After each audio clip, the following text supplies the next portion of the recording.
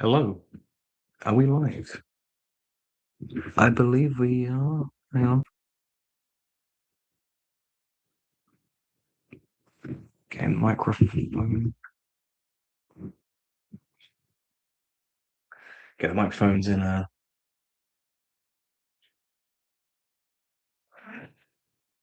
Microphones there. Let's see. Let's see if we can hear myself on here. Uh, are we live? I don't know. I don't know. Genuinely don't know. Are we live? What's going on? What is going on? What is happening? Oh, we are live. Oh, we are live. That proves it. Okay. Okay. So let's get the link shared about.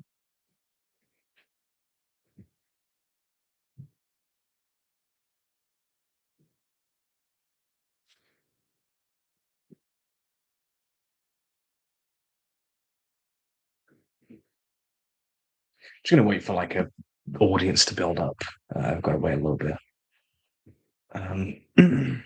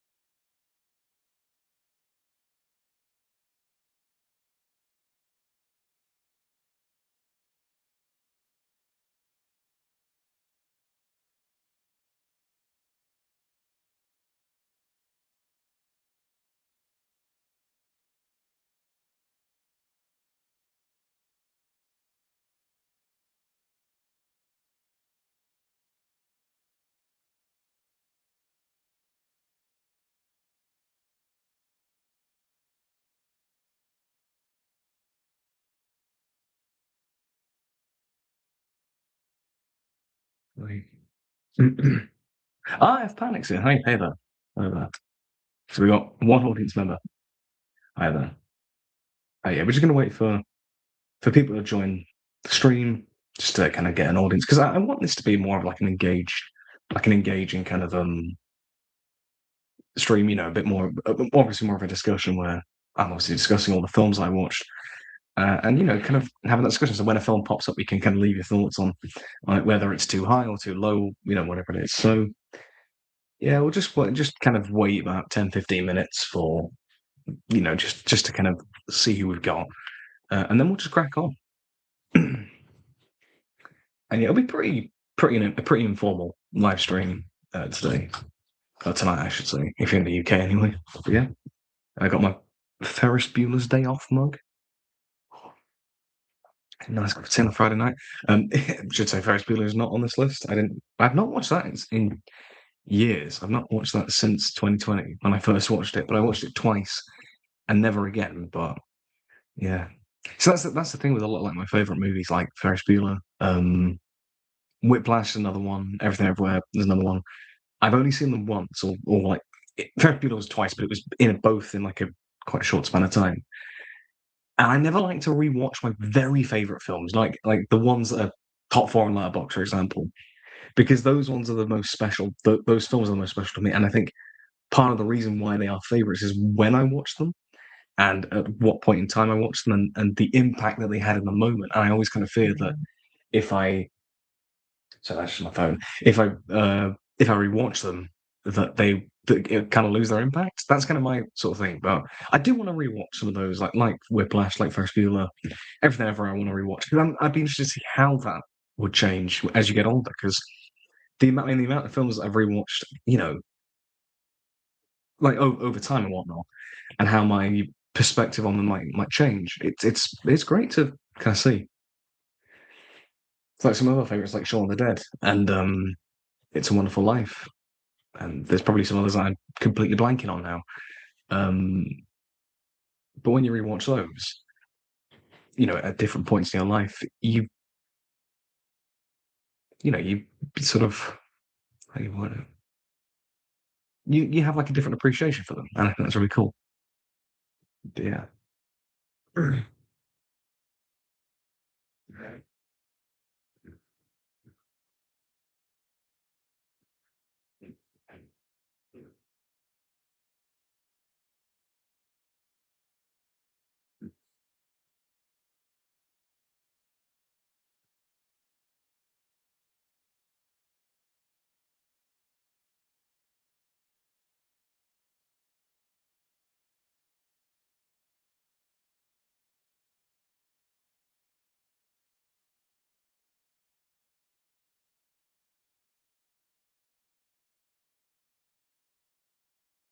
Okay.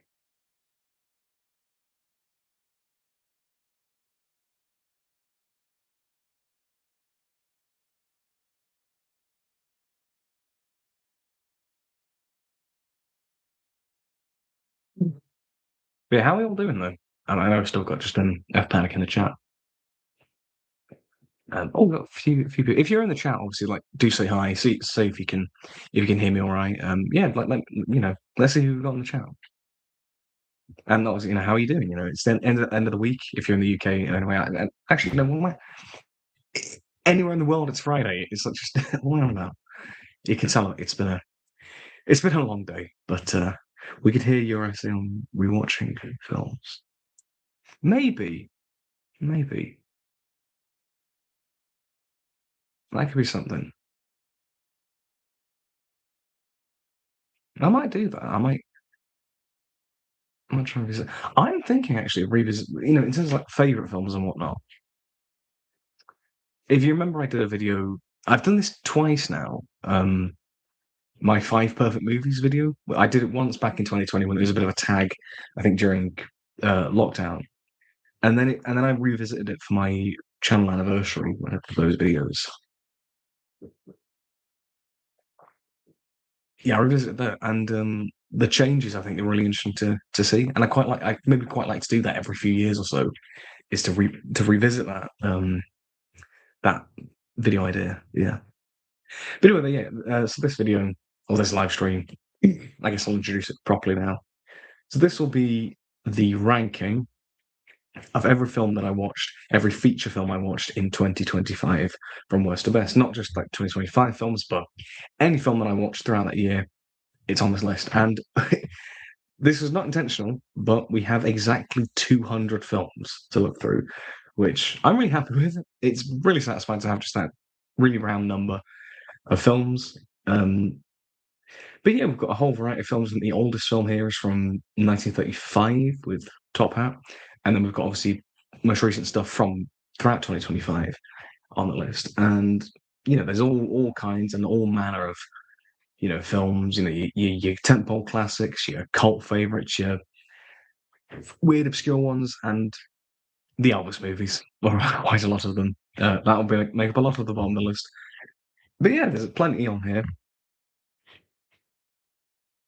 And as I say, it's similar to the yearly ranking videos that I've always done, but because of at the minute, because the channel was kind of in a bit of a low point at the end of last year, I almost just kind of quit. I almost just kind of packed in videos altogether.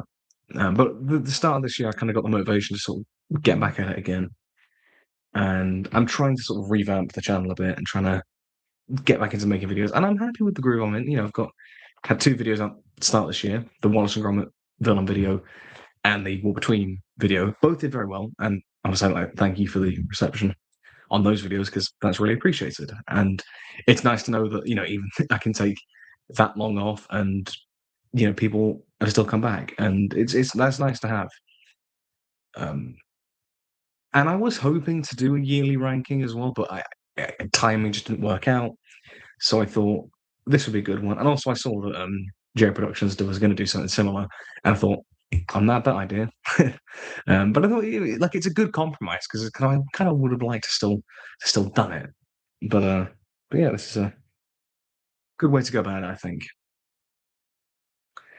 So yeah, so what I'll be doing, I guess I'll kick off the ranking now, or maybe give it 5 minutes, uh, just to just to see if anybody else is going to join in. I think this might be a long one. I say 200 films, so we'll probably be here a while. But yeah, I've got my letterbox list, which is also in the description. So if anybody does want to follow along and kind of know whereabouts I am in the list, feel free to. It's in the description, hopefully. But yeah, we've got the whole. I've got on my tablet. We've got the whole list here. Spoilers if you want to freeze frame that. But yeah, I'm just going to basically go through them all and just have a little discussion. And also, I want the discussion to be a two-way thing. You guys in the chat leaving your opinions on all these films, and if I've got any hot takes, absolutely call me out on that if there's a controversial take. So I think, with all that said and done, I think let's go for it. Starting at the very bottom at 200, it is of course an Elvis movie because naturally it would take the bottom spot. Stay Away Joe. This film is absolutely disgraceful. It's shocking. It's diabolical. It's dated even for 1968. It's Elvis and half the cast in red face, and that's the least of the film's worries. It's just sleazy, lowbrow trash. When you finish your Elvis marathon, it's I think a big essay of yours about them might be a hit video. It's a niche, weirdly sadistic challenge. People like this. It is weirdly sadistic, and it is very niche, and it was a very fun challenge to do. I'm nearly there. I should say I've watched currently. Um, I've got 5 more to go. There's 31 in total of his films. I've got 5 more to go. I was hoping to get it done by the end of this year and do I'm planning to do like a big ranking of all the Elvis films. I didn't. I was planning on doing it hopefully for like the new year, but didn't quite pan out. But yeah, I've got 5 more to go. So I kind of got through the worst of them because if anything is worse than Stay Away Joe, I'm going to be surprised. But Stay Away Joe is just absolutely dreadful. Like the whole plot, the whole plot revolves around Native Americans being useless. That is what the plot hinges on. So in the DNA of the film, it is just horrifically racist and dated. And I don't like to I don't like to judge films, because I understand like products of their time or not. But this was dated even in 1968, so let alone 2026. And technically as well, the filmmaking is absolutely appalling. Like it's like a YouTube poop at points, and it's incomprehensibly stupid and mind numbing and just let's just stay away from Stay Away Joe. I can't believe it's one of those things where it's just like you can't actually picture that it's the kind of thing that you would never imagine they would actually stoop that low, but they did. And it's just let's never. I'm gonna have to talk about Stay Away Joe again in the Elvis ranking. All right. Anyway, moving on. 199. I haven't talked about this for a while. Emilia Perez, the big Oscar hitter from the Oscars last year.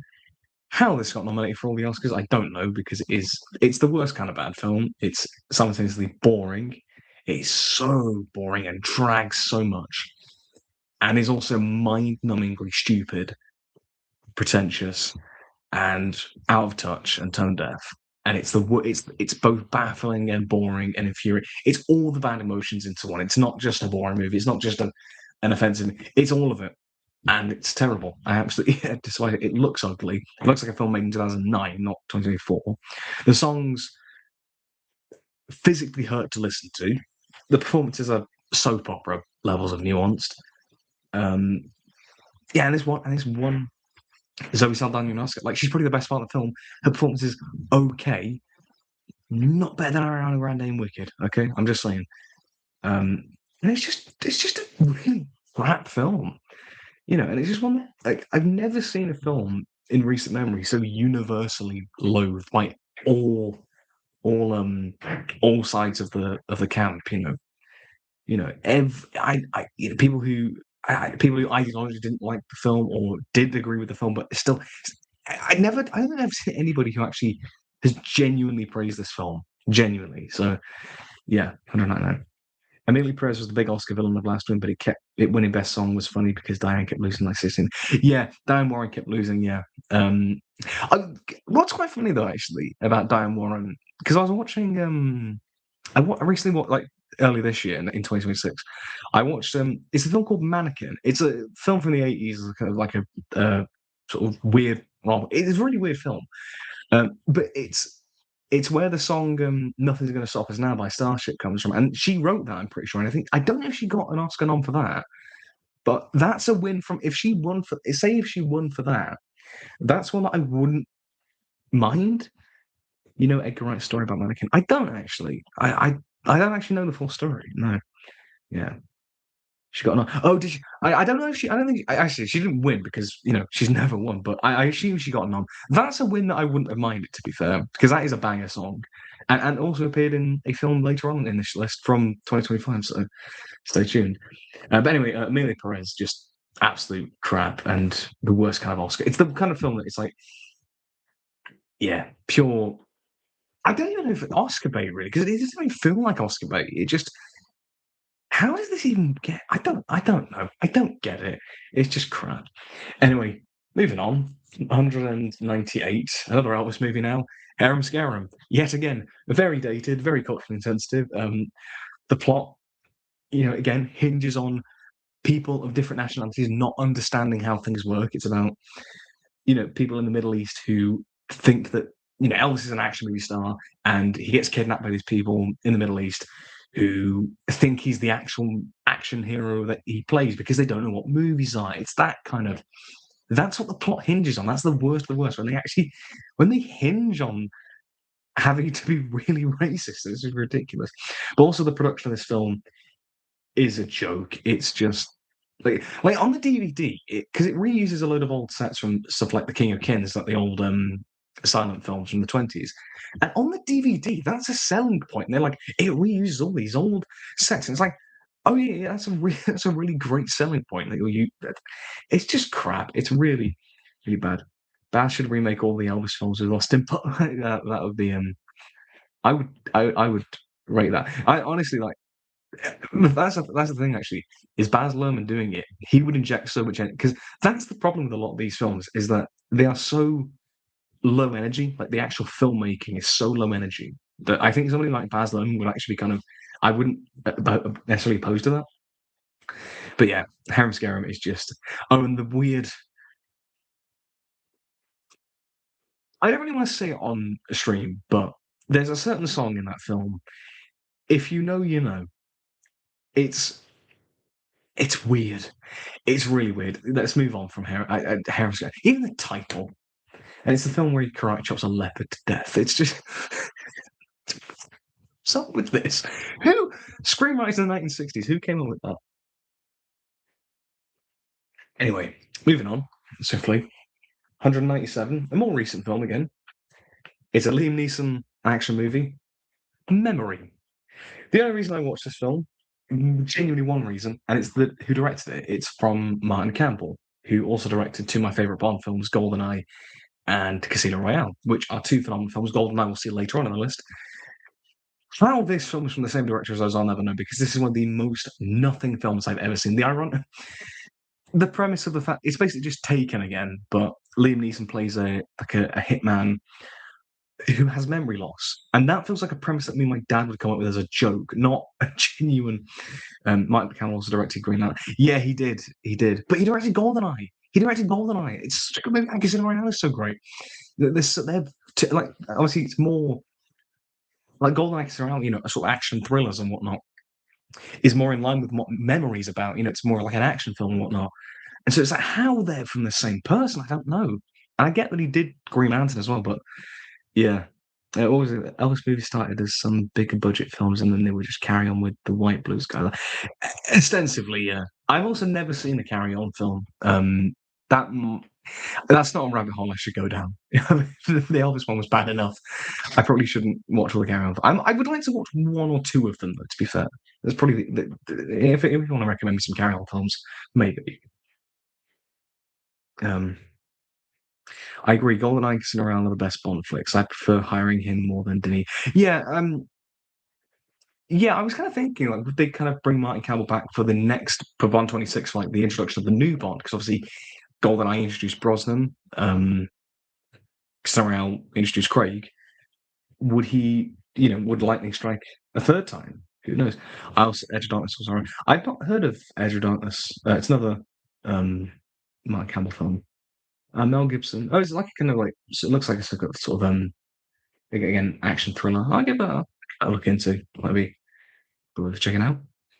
Um, but yeah, but it's kind of thing is like based on memory, I would not want a Bond film like that because it's just dreadful. But I don't think it would be. I think Campbell knows how to make Bond, so yeah. And I get the hesitation for Denis Villeneuve. It's definitely I'm definitely not head over heels in love with the idea, but I think he could do a good job. I think that he would know not. It's not like Dune, for example, which is quite a dense sci-fi story and whatnot. That is quite layered. I think he knows how to. I think he would know how to do something like Bond and whatnot. And at the end of the day, it's going to look amazing by Denis. So you know, I'm more excited for Stephen Knight writing Bond, obviously writer of Peaky Blinders and such. I think having him as a writer, I think is that's what I'm more excited about because I think he's a really great fit for it. Anyway, moving on to 196, a film I covered on the podcast, Five Nights at Freddy's 2. I say, if you want my full thoughts on this one, you can go check out the podcast I did with Mr. L on the Double Feature podcast. But overall, I love this film. This is one of my least favorite cinema experiences I've had. It's my least favorite 2025 film. It's just an appallingly made film. The acting, the filmmaking, the editing, aside from the animatronics and the odd good bit of horror, like sort of violent moment, it's a terrible film. Like terrible writing structure as a craft, like filmmaking. The acting is really noticeably bad. The ending is a joke. Yeah, just completely alienating for somebody who doesn't really care for the games or haven't. It's not accessible in any way, and it's just a dreadful film. But if you enjoy it, then fair enough. But nah. Gonna have to. The biggest horror in that film is that it got made very true. The animatronics, you mentioned Jim Henson's people. The animatronics are really strong, and that's the only really good thing I have about those films. Is that I won't deny that they do look good, but aside from that, really not a fan. Anyway, no 195. Back to the Elvis movie train. We were talking about Bond, obviously talking about the spies. We've got Elvis in a spy movie now, in Double Trouble. Whoops. That's going to get clipped. That's going to get clipped, isn't it? God damn it. But yeah, Double Trouble. Elvis as a discotheque singer who goes on a trip to Europe and is caught in like a web of intrigue. And this film is weird. It's especially so. Like the plot, I said the plot, there's like just a load of subplots happening. No rhyme or reason to anything that's going on. It's just pure chaos. The filmmaking is especially bad. There are moments where you can literally hear the camera crew talking. Like that's bad. That is bad. That's even for Elvis movie standards. That is bad. There's also Elvis singing "Old MacDonald," which I got secondhand embarrassment from, and I've got a video of me. Cause sometimes with the Elvis movies, I would like record my reactions to them, like just like film and record my reactions. That's I'm never gonna live that down. That was horrific. Yeah, absolutely dreadful. This is a complete fever dream of a film. Next up, 194. I think this will probably be the first hot take, possibly. Quite an iconic film. This might be the first hot take we have. I've got Friday the 13th, the very original from 1980. And I should say, actually, so I didn't really give any context of like the ratings I give these films. So Stay Away Joe is a 1 out of 10 film. Emilia Perez all the way to Double Trouble. They are 2 out of 10 films or 1-star films. Now, Friday the 13th is the first 3 out of 10 film. Oh yeah, F Panic's not happy. It's a 3 out of 5 or 3.5 out of 5. Boo. I'm sorry, man. I say like I had a hunch this would be the first overrated, no, sort of like hot take of the list. And yeah, I wish I know it's a classic. I know the horror. I mean, I love slasher movies. I love Nightmare on Elm Street. I really enjoy Halloween. But this of those big three classics, this is by far the weakest for me. And I'm just, it's one of those. Like I know a lot of the iconography comes from Jason Voorhees and some of the stuff in the sequels and whatnot, and I get that. And I think that's what it is. It's like coming to this original film. I just kind of wonder, like, how did this take off? Because it just doesn't do it for me at all. It's really slow paced, but not in the kind of way of building suspense effectively. It just meanders about with nothing interesting really happening. It feels quite cheap, not and like it doesn't feel very atmospheric. Like Halloween is quite low budget, but it still feels quite atmospheric. This doesn't really feel like that. It just feels quite eh, you know. The acting on the whole is pretty weak. I mean, Kevin Bacon's in it, so that's cool. I like Betsy Palmer as Pamela. Um, yeah, the kills are solid, like for the most part. There's some good. I like the one with like the girl gets the axe to the head. That was quite an effective one. Kevin Bacon's kill, like the spear through the neck, that was quite cool. But some of the others are a bit air. Like the POV ones get a bit old quite quickly, and they're just a bit. Some of them just aren't great. And also that the actual mystery, like the whole who done it plotline. I mean, Dead Meat's talked about it in his kill count, but it's such a weak. If we don't know the context, obviously now in hindsight, because we know the franchise, it doesn't feel as obviously clunky. But if you were watching this just on its own merits, the who done it is like it's like the killer is the unseen mother of the boy who got drowned. Who we don't see that we don't see this stuff really. It's never properly set. Only like little bits of dialogue. How are you meant to know that? I don't know. It just didn't do it for me. It is the weakest as it is the sorry, I can't read. It is the weakest as it's I will say the least well planned. Definitely. Yeah. Yeah. It definitely doesn't feel very well planned out. Halloween is this perfect reworking of the Black Christmas one. And I'm actually is something new. Meanwhile, Friday is just fast.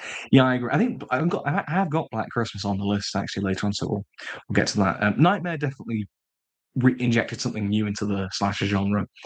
And Halloween, as I say, it's not the most original, but I think Halloween gets away with it because it does still do strong stuff with that formula. It still adds some interesting elements that weren't in Black Christmas, but Friday the 13th just doesn't cut it for me. Next, oh my god, I can't believe the next one. This is the funny thing about these rankings. You'll have all the okay, 193. We're back on Jesus Christ. We're back on the Elvis movie train. Kissing Cousins. I frankly thought this was going to be lower than it was. This is a terrible film, don't get it wrong, but this was one that I was able to kind of enjoy the so bad it's good quality because it is awful. Like again, really cheap as hell. Elvis plays two characters. Like one of them's an army general or officer, sorry. The other is blonde twin. And the bit where they have like a scrap and you could tell this is the double. It's amazing. It's just so funny. Some of the scenes in this are just really bloody weird and it's just it's just another day in Alabama, and it's just Elvis trying to bonk his cousins, and you know, it just every woman swarms Elvis the moment they see him, and it's just okay. It's just I don't know what to say about kissing cousins. It's just weird. It's crap, but I kind of enjoyed it a little bit. Next up, 192. Yeah, 192. Another Elvis movie. Is there any? Is there any gender change Elvis movie? I don't. Well, not that I'm aware of. I don't think there is. Is there? Like where Elvis plays a woman? Not that I don't think. I don't think there is actually. I don't think there is. Or actually, no, not the full movie, but there is one bit where he does disguise as a woman to get out of jail. I think it's in. Is it Girl Happy? How the fuck how I can remember these? I don't know. Sorry for my language, by the way. Um, I think yeah, but I think that's the only time he ever dresses in drag in one of these things.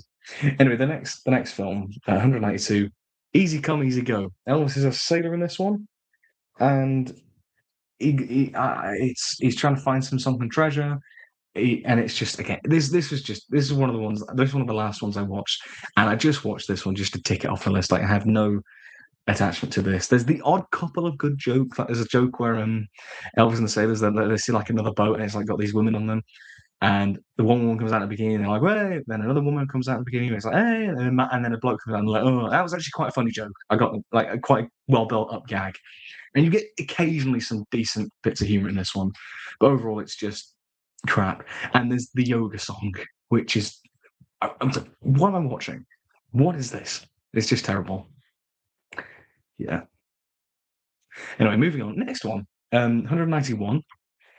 A bit more modern now. Shrek the Third.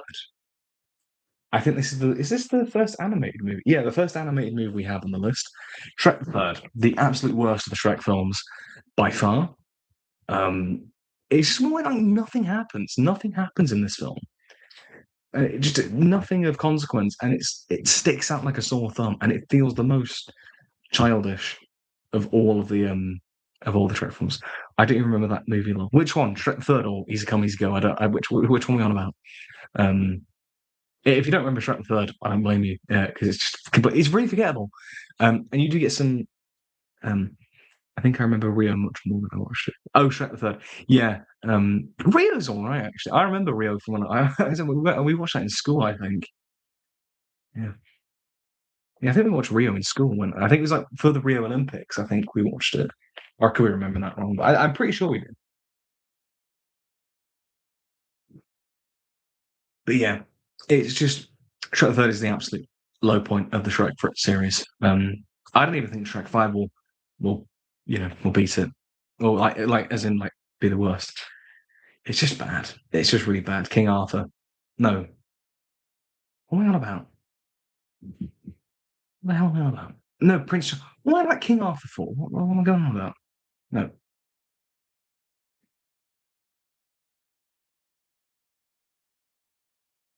Prince Charming. What am I on about? It's just crap. Yeah, Prince Charming is a crap villain. I mean, I don't know why I said King Arthur. What am I on about? I think his Arthur is Justin Timberlake is in this. I don't know. Yeah, it's just really bad. It feels like a parody of the Shrek series, and it's just crap. But yeah. Anyway, that's the bottom 10 out of the way. Just a recap of the bottom 10. Stay Away Joe, Emilio Perez, Harem Scarum, Memory, Five Nights at Freddy's 2, Double Trouble, Friday the 13th, Kissing Cousins, Easy Come Easy Go, and Shrek the Third. Shrek the Third was also just an improvised script after Adamson left the crew. It feels like it, frankly. Yeah, that's the bottom 10. So let's get on to 190. Another Elvis. We've got a couple of Elvis movies. We've got quite a few now coming up. We've got Roustabout.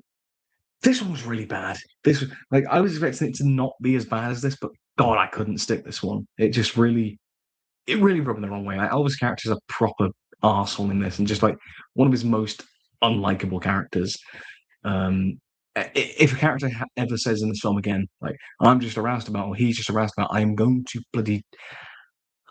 slap someone because Jesus Christ, shut up. Nobody needs to hear that or keep hearing that because it's annoying. But it's just again, it also looks particularly bad. Like I don't know if it's just the film quality, but it just looks really, really cheap and grainy. Um, and it just feels really cynical. I don't know why. I want to kind of go into it more in depth. The Elvis movies. I want to kind of go a bit more in depth than when I did the inevitable ranking. But this one just the plot of this one because it's set at a carnival. And Elvis becomes like a part of the attraction. You know, he's drawing people to these hollow attractions. I don't know, just a part of I don't know, part of the story. It's hard to explain in this brief summary, but it feels quite cynical, and I can't remember. You need to learn Elvis's accent. No, to fully understand movies. God damn it. I mean, I played I say I played I didn't play Elvis, but I played an Elvis type character in a musical recently when we did Ultra Cup, which is a jukebox musical with the songs of Elvis, and I played the main character Chad, who is the Elvis type character. He's like the type character in Rouseman, actually, the kind of, leather jacket, guitar on his back, got motorcycle. I had to sing Roustabout as the his entrance song into the cast and whatnot. And that was really fun. And me and Mr. L did a podcast on discussing all of that. So check that out if you want to hear about that. But did you do the accent whilst doing Elvis accent? I didn't. Obviously, I did an American accent, but I didn't. The thing is with that, I didn't. I didn't want it to feel like an Elvis impersonation, like a crappy sort of thank you very much. I didn't want it to be like that because the way I treated that role is almost like play. If Ultra Cup were an Elvis movie, Chad would be the character that he would play. So play it not, play it like that. But you're still playing a different character. And also, I wanted to add a bit more nuance and kind of draw from other places. Like I particularly like stuff like James Dean and whatnot. Like his kind of roles is kind of sort of teen rebel kind of stuff. I wanted to not make it an impersonation, still have it kind of be an authentic sort of character. Anyway, that's acting 101 from me. So play a sleazy fool who sings in random moments while being a possible reason for it ain't that deep. It ain't that deep, son. It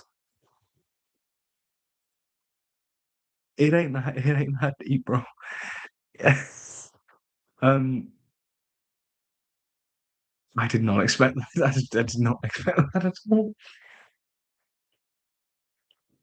Anyway, um, moving on because I'm going to get distracted.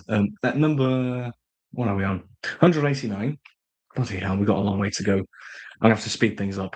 Blue Hawaii, one of the more iconic Elvis movies. This one, it's always one that my mum always points out, like that she remembers watching on TV when she was younger. It's one of the more iconic ones, and it's kind of the one that really set in stone the formula. And for that, I kind of resent it because because this made a lot of money and people flocked to this one. This is one where like, yep, copy that, make more money. That's how we do it. And it's just like that's not exciting because this film is it's just crap. It's like again, it's very generic, a bit culturally insensitive with the whole stuff about Hawaiians. Bit casually misogynist. You just got Elvis spanking a woman at the end. That's fun. The songs are kind of crap for the most part, and it's just really it's just crap.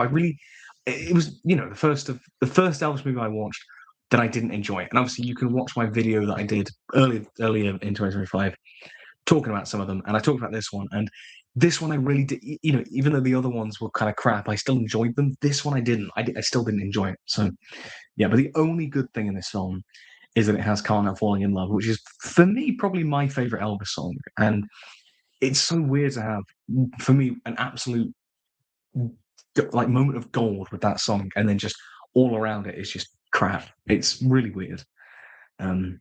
Anyway, moving on at 188, we've got Willy's Wonderland, which this one I feel like if I rewatch it, it'll be higher, and I would like to rewatch it at some point because I feel like I wasn't in the right state of mind watching this. I watched it for the podcast basically, and when I watched it, it was like the night before we were recording, and I fell asleep. I had to finish it in the morning, so I didn't really get the full experience of this film. To be fair, not ideally. I was a bit tired, and I feel like I wasn't in the right mindset to kind of appreciate the kind of camp, cheesy fun that this film can provide. Because grant you, it's not a miserable experience, but I just wasn't in the headspace to kind of get that much out of it. Nick Cage is a lot of fun, but I just kind of was a bit cynical watching it. I could see the very low budget nature of it. It's very cheap and tacky and a bit crap. And yeah, I feel, and obviously it's kind of a prototype for the Five Nights at Freddy's movies. It's very much drawing on all of that. Yeah, I would like to rewatch this one, but yeah, I mean, even objectively speaking, like there is no way you can call this good, but there is fun to be had with it. I'm happy that Mr. L is not in the chat because he would absolutely slot in for this opinion. But yeah.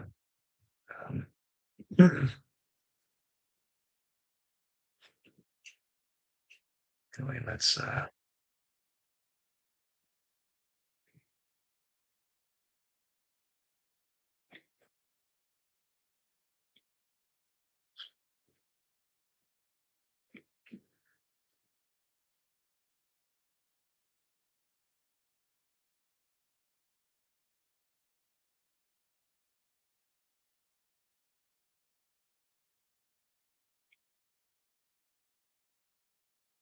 Oh dear. I've just moved on to the next one we've got. The Hill. This is going to be probably the hottest take of the list. Probably for me is the one that I would say is the most overrated film that I watched this year. It's a Best Picture winner. It's quite a divisive film, admittedly, and it's one that I really, even though there are films that lower than this is one of those that I really dislike with a passion. It's American Beauty. Yeah, so the context for this one, I had to watch this one for my university module for film. We had a module about representation of like gender, race, and whatnot, and we watched this film. We watched this film to analyze representation of gender because obviously, sort of male and female gender roles, and we in terms of like study, it's a pretty good one to do and whatnot. And there's a lot you can read into it in that sort of way. And I ended up using this and In the Heat of the Night for an essay about like masculinity over time in film and whatnot. And I'm really proud of that essay. As a film, though, I couldn't stand this film. I really couldn't. It just feels ridiculously pretentious, and not nearly as smart and subversive and nuanced as it thinks it is. It's just really no, and it feels in very bad taste. And like, it's not awful. It's not absolutely awful. Like, there are some good visuals. It's a well shot, well made film. But yeah, I really couldn't stand this one. And also, I would like to say as well, it's not just because of the whole Kevin Spacey thing, because his character in the film, takes advantage. His character's a pedo, right? And obviously, the actions of his character are similar to the actions of his allegations. And whilst I was aware of that going in, I tried to kind of separate that when I watched it. I was like, can I still enjoy the film and appreciate it? Honestly, I forgot about that because it's not just his character. All of the other characters are absolutely horrible people, and there is no one that you can latch onto for me. There's no good, there's no nice character that you can really connect with. Like a lot of films that have these, quite taboo, problematic characters, there's at least somebody that you can connect with. Whereas this, I couldn't. I couldn't connect with the younger characters. Couldn't connect with the older characters, especially because they were just horrible. So many of them, whether it's Lester, whether it was his wife, whether it was Ricky, his dad. Oh, that whole thing. It's the ridiculously homophobic dad turns out to be a closeted gay man. Oh, isn't it so subtle? Did you expect that coming? Yes, because you signposted it a mile away. You know. Um, yeah, and the whole, Kevin Spacey preying on the younger girl. It's like I've heard defensive like, oh, we didn't actually, he's not actually a pedo because he didn't actually go for it because at the very in the very last minute doesn't end up kissing her, doesn't end up having sex with her. It's like that's really frankly shitty because it's like that doesn't excuse his other behaviour in the film. So it's just, and I've seen that people say, oh, he didn't actually do anything. And it's just like, yeah, it doesn't excuse his behaviour. So what, that's no, I really passionately do not like this film. It's just such an unpleasant film to watch. But saying that, I would like to say that with this film, and with any film really, if you disagree with me, if you like this film and really do like it, I'm not going to have a go at you. I'm not going to take that away from you. And I would, I mean, I had there was a person in my class who did really like the film. One of the only people who did, and we were able to have a really good like debate on it. And I really enjoyed having that debate. And we both respected each other. We were like, I was like, I'm not going to try and take that away from you. And he was also like, I understand where you're coming from, and I really appreciate that. And I think, in any film discourse that you have, always make sure to remember that because it's important. Because frankly, some of the discourse with this film in our uni lot from both lecturers and students became quite passionate and then quite toxic. And I think it's important to not it's important to not let it get there and to always have that level of just respect and that it is a film and you can have that debate. And but yeah, And I may, if anybody doesn't like the film, I want to hear, what people have to think about the film. I really do. So yeah. Um, anyway, that got very serious then for a second. Next up, another Elvis movie at number 186. Been Out. Completely one ear and out the other film. This was just I didn't care for it at all. It's just another racing film that he does again, and I just have no. It's one of those I just have no. Unlike American Beauty, I have no opinions on this film at all. Like, there's just nothing I have. I had nothing. I genuinely have nothing. So we're gonna move on. We're gonna move on to number 185. Moana 2. Again, a very nothing film compared to the first film. Really pales in comparison to the sequel. I watched it because I was doing the Musker and Clements ranking, and I rewatched the first Moana, and that's fantastic, and that's really great. And the sequel is just so nothing. There's a solid musical number at one point. I quite like that. Yeah, but it's just dull. It's just dull. It doesn't do anything new or unique. It's just really bland. Number 184. Girls, Girls, Girls. Another Elvis movie. Banger of a title. But yeah, it's just kind of crap. I mean, it's got Return to Sender. That's quite a fun number, but other than that, it's just Elvis as a sailor, and there's girls and girls and girls. Again, it's just a typical Elvis outing, and there's nothing new here, nothing interesting to talk about. We're at that kind of tier now, we're in the kind of 4 out of 10 tier where these are the films I have very little opinions on. So number 183, we're going to bash these quite quickly, to be fair. We have Five Nights at Freddy's, the original film. Again, I don't love this one at all. It's not as offensively bad as the second one, but I just think it's quite dull and quite just quite generic, a really generic horror movie, and it has that kind of first movie of a video game franchise syndrome where it's trying to be very safe and bland and middle of the road to kind of ease you in. Which, okay, fair enough. I mean, it's not as bad as the second, but there's surely got to be a way to do these video game movies where the first one is not completely just dull. There's got to be a way, surely. Okay, next up at number 182, we have another Elvis movie. Finding Acapulco with Elvis and Ursula Andress, Honey Rider from Doctor No, which is really odd. Like, that was for me, that's the most memorable part of the film, having Ursula Andress, who the original James Bond girl, and hearing her natural voice as well, that isn't dubbed like it is in Doctor No, was quite cool. There's the odd good number in this one. Bossa Nova Baby is quite a fun number.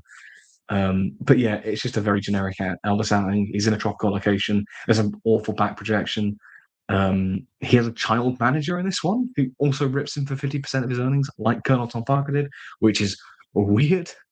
There's also a subplot where he's got like a fear of heights because he was he has like flashbacks of him as a trapeze artist who killed his brother or something, and it's a really weird. There's the odd fun moment here and then, the odd batshit mental moment, but overall, this kind of tier of Elvis movies is just they're just a bit whatever and very forgettable.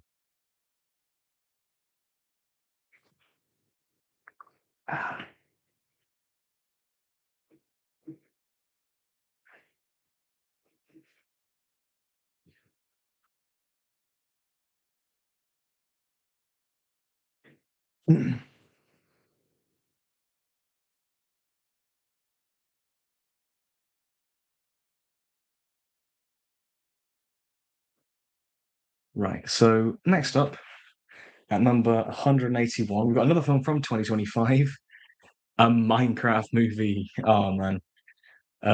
This was so obviously we did do a podcast on this one. Me and Mr. Roll. We went to go watch it together. We had it was a great cinema experience. This was a really fun. We got pissed. We really did. Because that's the only way you can enjoy this film. But it was a really fun night. Shouting Chicken Jockey was bonkers but really fun. Having that on video was quite fun. The overall, the fact, like at the minute, like all there is the me moments, and as a film, it's dreadful. The structure, the writing is terrible. The VFX, I think the Minecraft visual effects, of like the creatures and the world, I think it's pretty solid. It's when they put the humans in there that it just looks so obviously they're green screened in. It looks bad. It looks really bad. And as somebody who loved the games as a kid, Um, yeah, it's like, why do I have to get a really embarrassing video game movie adaptation? But I'll take it over a bad. I will take a bad movie over a boring movie. Um, but yeah, so that's the bottom 20 done. So I'll go from. So to recap the last 10. Oh, sorry, hang on. I was with my friend on this. I was with my friends on this. Sorry, a family near us started eating store-bought popcorn, which fell from the bag. The kid was screaming "Creeper" all the time. The kid was more hyped about Superman peak. Yeah, the kids in the audience were really. I mean, me and Mr. Al did discuss this in our podcast, the kind of experience of watching it. Um, I think the kids were so. I mean, there were some annoying kids. Like there was some that kept running up and down the stairs, and it was really like was sitting on the stairs, which is why are you doing that? Like parents, keep your kids under control. But the funniest part was when the villain at the end like nearly tries to kill Steve, and they just keel over and die, and one kid in the audience just goes womp womp, and that killed us. It killed Mr. L. He was absolutely howling at that. Um, but yeah, it was a memorable experience, and it kind of hit the sweet spot for us of like it was rowdy, the audience was interactive and whatnot. It got the laughs, it got the cheers for the meme moments, but it wasn't overboard. Like it wasn't too much, which I appreciated. But yeah, to recap the bottom 10 to 20, we've got Roustabout, Blue Hawaii, Willy's Wonderland, American Beauty, Spin Out, Moana 2, Girls, Girls, Girls, Five Nights at Freddy's 1, Fun in Acapulco, and the Minecraft movie, or a Minecraft movie, I should say. So let's go now. We've got, oh my god, we've got even more Elvis movies. Jesus. Okay. 100 and, oh my god. 180, just going to bash through these Elvis movies. 180, Happen at the World's Fair. 179, Clambake. 178, Kid Galahad, and 177, Girl Happy. Yeah, I'm just going to talk about all these in one. Yeah, we're in the kind of tier of just the very nothing Elvis movies. These are very just interchangeable. Like you could swap these around, and it's just nothing would change it. Hand of the World's Fair, very generic. Like it's nice that it's shot on location at the World's Fair. It's quite cool. It's got 10-year-old Kurt Russell, who has more screen presence than most of the actors in these films, but again, just very generic story. Terrifier is also an Elvis movie. You know how I know that women abuse and Jesus Christ. Yeah, that is coming next if you've seen my Letterboxd list. But yeah, they don't treat women very well in these films, do they? Clambake, I do have a soft spot for just because of my experience with it, and when I spotlighted it for the podcast once and describing the plot points and moments to Mr. L and his bewilderment. He's usually quite good at like catching me off guard with some of the random films that he comes out with, like Nick Cage films and Adam Sandler movies and stuff like that. And then I pulled this one on him, and he was dumbfounded. And we watched the Confidence scene together. And now Confidence has become the number from this film. Confidence, it's become a proper in joke with us. I sent him a video of me absolutely smashed out my mind on Halloween. I went out on Halloween night, and there's a video of me just drunkenly singing the chorus of Confidence, and I sent that to him, and it's just, yeah. He was like, "Can I put it in the podcast?" I was like, "No, you can't." Anyway, Kid Galahad is Elvis in a boxing movie, and it's not terrible, but it's just really dull. It's just really boring and whatnot. It had a lot more potential. And same for Girl Happy, which is kind of Elvis in a mobster movie where he has to look after this mobster's daughter on spring vacation and whatnot. And they could have played into that kind of more the comedy stuff and whatnot, but yeah, it just doesn't really stick the landing for me. Anyway, 176, as you just pointed out, Terrifier. This is an interesting one. Again, another slasher movie. And I love Terrifier. I mean, it's this low down. It's in the it's this low down. But I do kind of respect it as a bit of low budget cinema. I do. I always kind of respect to a degree, sort of low budget indie films like this. I respect the impact that Art the Clown made. Terrifier has great design and amazing soundtrack. The design is great. Like Art the Clown is fantastic. The kind of visual look of him, yeah, and the performance as well is really solid. Even though he doesn't talk, like I think he's a great horror movie character and a great slasher character. I just wish he was in a better film because this is such a generic slasher movie story and whatnot. And it is very cheap, and you can tell it's very low budget. The gore effects are very effective. Like the one, Mr. L, he's joined us. Chicken Jockey, yeah, you've missed them. We're on Terrifier now. But you've missed the Chicken Jockey slander. You've missed the Willy's Wonderland slander. You've also missed half of the Elvis movie. You've missed like most of the Elvis movies, mate, and probably Fair Play. But yeah, you'll still have a few though. But yeah, Terrifier. I don't love it, but I kind of respect it. Terrifier 2 and 3 are really amazing. They have characters you care about, and that makes the kills more depressing. I'm interested to check out the sequels. I know that Mr. L's watched Terrifier. I know you've watched the sequels, haven't you? I think. But I am interested to check those out because I feel like Terrifier 1 is very generic. And I feel like Terrifier 2 and 3, even if they are a bit more divisive, I feel like they're a bit more interesting as films. So I'm kind of interested to check them out.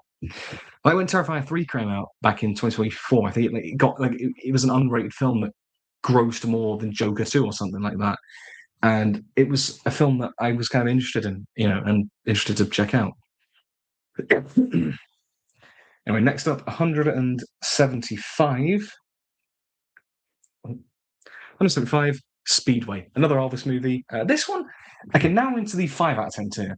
So everything from American Beauty to Terrifier was in the 4 out of 10 camp. Speedway, we're in the 5 out of 10 camp. And Mr. Alter, can't say right now, but I might pop back later. Have fun and don't forget the podcast. So I've already plugged the podcast plenty of times already, so don't worry. But we'll see you soon. Take care, man. Sorry. But yeah, Speedway. I kind of like the vibe of it one, kind of 60s go-go vibe. There's a kind of a cool 60s diner that inspired Pulp Fiction. You've got Let Yourself Go, which is a great Elvis song. I really like that one. Nancy Sinatra in this is a co-star, which is quite nice to have somebody else to kind of for him to bounce off of. It's not great. It's about Elvis dodging his taxes, which, and about racing again, but it's all right. It's all right. I'm going to have no voice by the end of this, am I? Anyway, number 174, Wolfman from 2025. Again, did a podcast on this one. It's a very nothing film. It had a lot of potential, I think, and there's some effective, scares, some effective atmosphere in this one. Skip that movie. Yeah, it's just kind of dull. There's just not really a lot to talk about, as we kind of discovered when we did the podcast on it. It's just very bland. Moving on. Next up, we've got 173, possibly a hot take, I don't know, but we've got the first Pirates of the Caribbean film, not the first one, but the first one on this list, sorry, On Stranger Tides, which is the 4th film in the series. And I've watched most of the Pirates films here, except for the last one. I didn't watch that, but I watched the Pirates films, and overall, I do really like them, except this one. I don't really, not a hot take unless you prefer the last one, as I haven't seen the last one, so I don't know. I mean, I doubt it'll be better than this.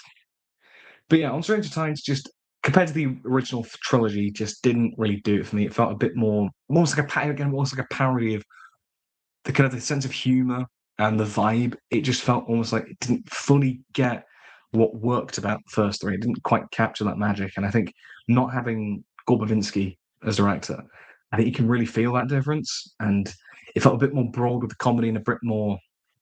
Didn't feel quite right. Dead Man's Chest is there for me ranking for best blockbuster of all time. You'll see where it comes later on the list. Neil Marshall can't do blockbuster. Rob Marshall's the director of Stranger Tides. Just to clarify. God damn, I'm going to need some water after. Next up, 172.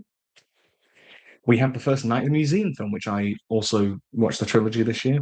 We've got Battle of the Smithsonian, which is the second of the trilogy. I don't love the Night Museum films. Like they're okay, they're fun, but they're not my favourites, to be honest. And the second one, it's just the one that I felt the least towards. I kind of like the whole sort of, hopping through the different points in history, through like the paintings and whatnot, but it just kind of, didn't love it. I don't really have many strong feelings on it. And 171, we have Wes Anderson's new film, The Phoenician Scheme, from this year. Obviously, you'll know that I'm not the biggest Wes Anderson fan, and this one is one of his weaker efforts for me. It just felt the most pedestrian. It felt very typical Wes Anderson, going through the motions of, style of a substance kind of filmmaking. And I just didn't really care for it. I didn't really connect with the characters as much. And, compared to like Asteroid City, which I really really enjoyed what it was going for. This one didn't really do much for me, so it was a shame.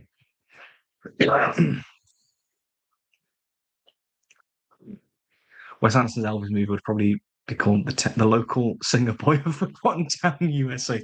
It probably would and all. It probably would. I would. That'd be interesting to see Elvis in a Wes Anderson movie. Could you imagine that? That'd be so weird. Anyway, we've just hit the 1 hour mark on the stream, so goddamn, we gotta hurry up because I've just got the third. I've just covered the first 30 movies, and we've got an hour, so we can't. I gotta speed this shit up, man. So, quick recap on the bottom 20 to 30. It Happened in the World's Fair, Clambake, Kid Galahad, Girl Happy, Terrifier, Speedway, Wolfman, Pirates of the Caribbean or Stranger Times, Night in the Museum, Battle of the Smithsonian, and The Phoenician Scheme. So 170 now, with Charo, Elvis in a spaghetti western film, which, is better than a lot of the Formula movies. It's still not great. It's still quite a generic. It feels more like a TV western than a really cinematic one. I don't really feel, it definitely doesn't hold a candle to like the Clint Eastwood, Sergio Leone westerns or whatnot. It doesn't really feel as interesting, like thematically, like a lot of westerns can do. The action set pieces are all right, but not great. And and Elvis, I thought was going to be a bit more, a bit more dramatic in this one. It just feels a bit like more going through emotions, not particularly great stuff. But yeah, not amazing. Although the title song is really good. It almost feels like a Bond song. It's weird, but it's really cool. Do you have a break movie on your list from 2018? You might have heard of it. Get Lost. Shut up, man. It's don't get. Why are you watching that crap? It's my first short film. It's dreadful, man. Why? No. If that were on the list, it would be in the bottom 5. It's terrible, man. I don't like it. I say that like I do have a soft spot for it because it was the first short film I actually did. So I have a soft spot for it. Either way, moving on. 169. Hey, we have another Best Picture winner, Green Book. And this one isn't awful. I don't despise Green Book, but it's definitely one of those like very Oscar-basy Best Picture winners that thinks it's smarter than it is when it's really not challenging its audience. Particularly it's basically the modern version of Driving Miss Daisy. And it doesn't feel. There's some solid performances from Vigo and Mahershala Ali, but it's just kind of bland and just really dry and quite stuffy, and I just don't really click with it. Although I do love the fact that there is a Frankie Valli song at the end. Which one was it again? I think it was one of their Christmas songs, but that made me happy. Green Book is like, hey, see, racism is no more. We're friends now. Can we get an Oscar now? Basically, is it's very Oscar baity in that sort of way, and thinks it's very much more profound than it actually is because it's not really challenging the viewer. Like you compare that to something like Do the Right Thing, which really challenges its audience on racial tension. This is really tepid in comparison. And in fact, when I did my essay on American Beauty, I made a point about how Best Picture winners, because I did that and In the Heat of the Night both won Best Picture. And I made a point in it about how kind of Best Picture winners often reflect the time of which they're made. And a point that my lecturer sort of made is that sometimes they can be quite dated and almost like not truly reflective. Like how, and they gave the example of like Green Book of how, on the surface it seems like it was quite, because it's quite, progressive in terms of like, representation of different cultures and race and whatnot, when actually it's not. And yeah, American Beauty has some of my favorite and least favorite stuff in general in it. That's another thing. What I'm curious to know, like specifically, like what I'm curious to know. Because American Beauty is one of those songs I want to talk about more with people. It's definitely one that to have like a civilized discussion about it. But like, I want to hear what specifically you do like and don't like because it's but I'm interested to hear. Anyway, number 168, we've got. Oh dear, the Letterboxd is being funny with me now. I don't want to get banned and hunted by Interpol. I'm not my pal to be the running man. Okay, fair enough. If you don't want to. If you wanted to keep it like vague, you can. But I'm always want to like encourage healthy debate and discussion with anything. And I always think films are a good outlet to do that.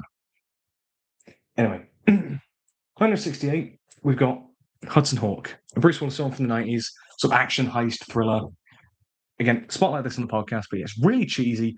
It starts off very generic. He's like, he's been in jail for years and his mate's in the car waiting outside as he's getting out of jail. Very generic stuff. And it's like one last heist and whatnot.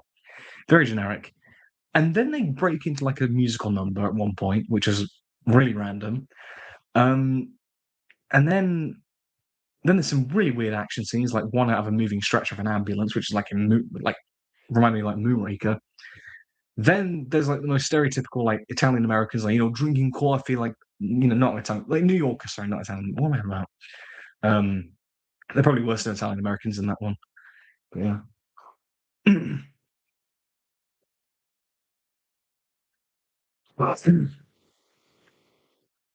It's not perfect, but it's really fun. The singing, the final act was right. Just a passion project of yours. I love most of his passion project. I mean, fair enough. Like I don't hate the film. It is kind of charming in a kind of guilty pleasure sort of way, but I think it's just really bonkers and really stupid.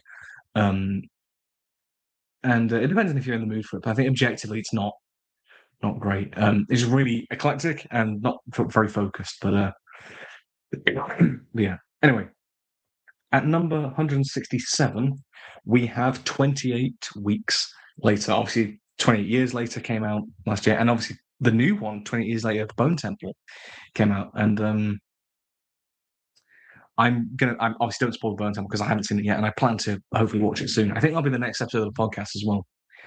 But 28 Weeks Later for me is the absolute weakest of the franchise. It's the one that tries to go in the kind of more action movie direction than a horror movie, which is a fair enough ambition, but it kind of tries to do the style of the first one, the kind of handheld, gritty version, and it just doesn't work for me. I really don't think it works. It just feels very jarring, and like neither the action or the horror excel.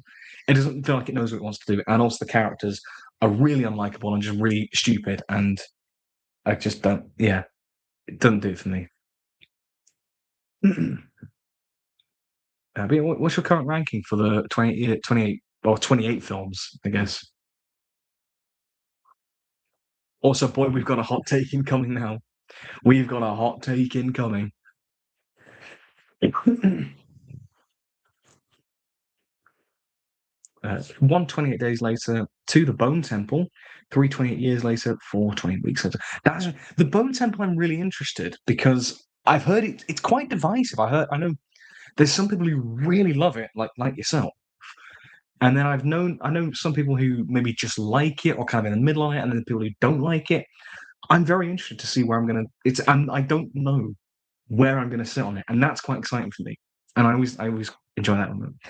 Anyway, hot take incoming again. At 166, we've got a proper golden oldie now. Stagecoach by John Ford with John Wayne. That one shot of John Wayne is really badass. I can't lie. We kind of zoom in. But on the whole, I didn't really care for this one. I found it a bit. I think what it was, the fact that it's an ensemble piece, I couldn't. And as a Western, I think for me, Westerns that I enjoy more are the more intimate character pieces where you can focus on a specific character. And obviously, you have your supporting cast, but when it kind of really focuses on that one character.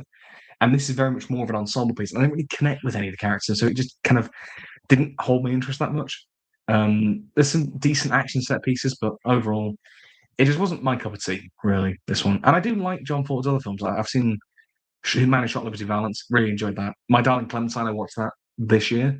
Again, very good. And I like it when they focus on the more of the individual characters as opposed to the kind of ensemble pieces, because I don't really connect with them in that way. Anyway, next up at 165, a film that I can guarantee nobody's probably heard of, Girl Fight. This is one I had to watch for my uni module that I mentioned. This is one that, had it not been for that, I would have never heard of this film. And I don't like to be that guy, but I can kind of tell because this film has not made much of an impact. And yeah, it's just a bit of a bang average sports drama, and it just doesn't really do much for me, like either positive or negative. I just don't really, it doesn't do anything particularly wrong, you know. It's pretty low budget, that's all right, but it just, pretty gritty and whatnot, kind of more grounded and realistic, and it's fair enough, but I just don't really care much for it. It doesn't really do a lot for me.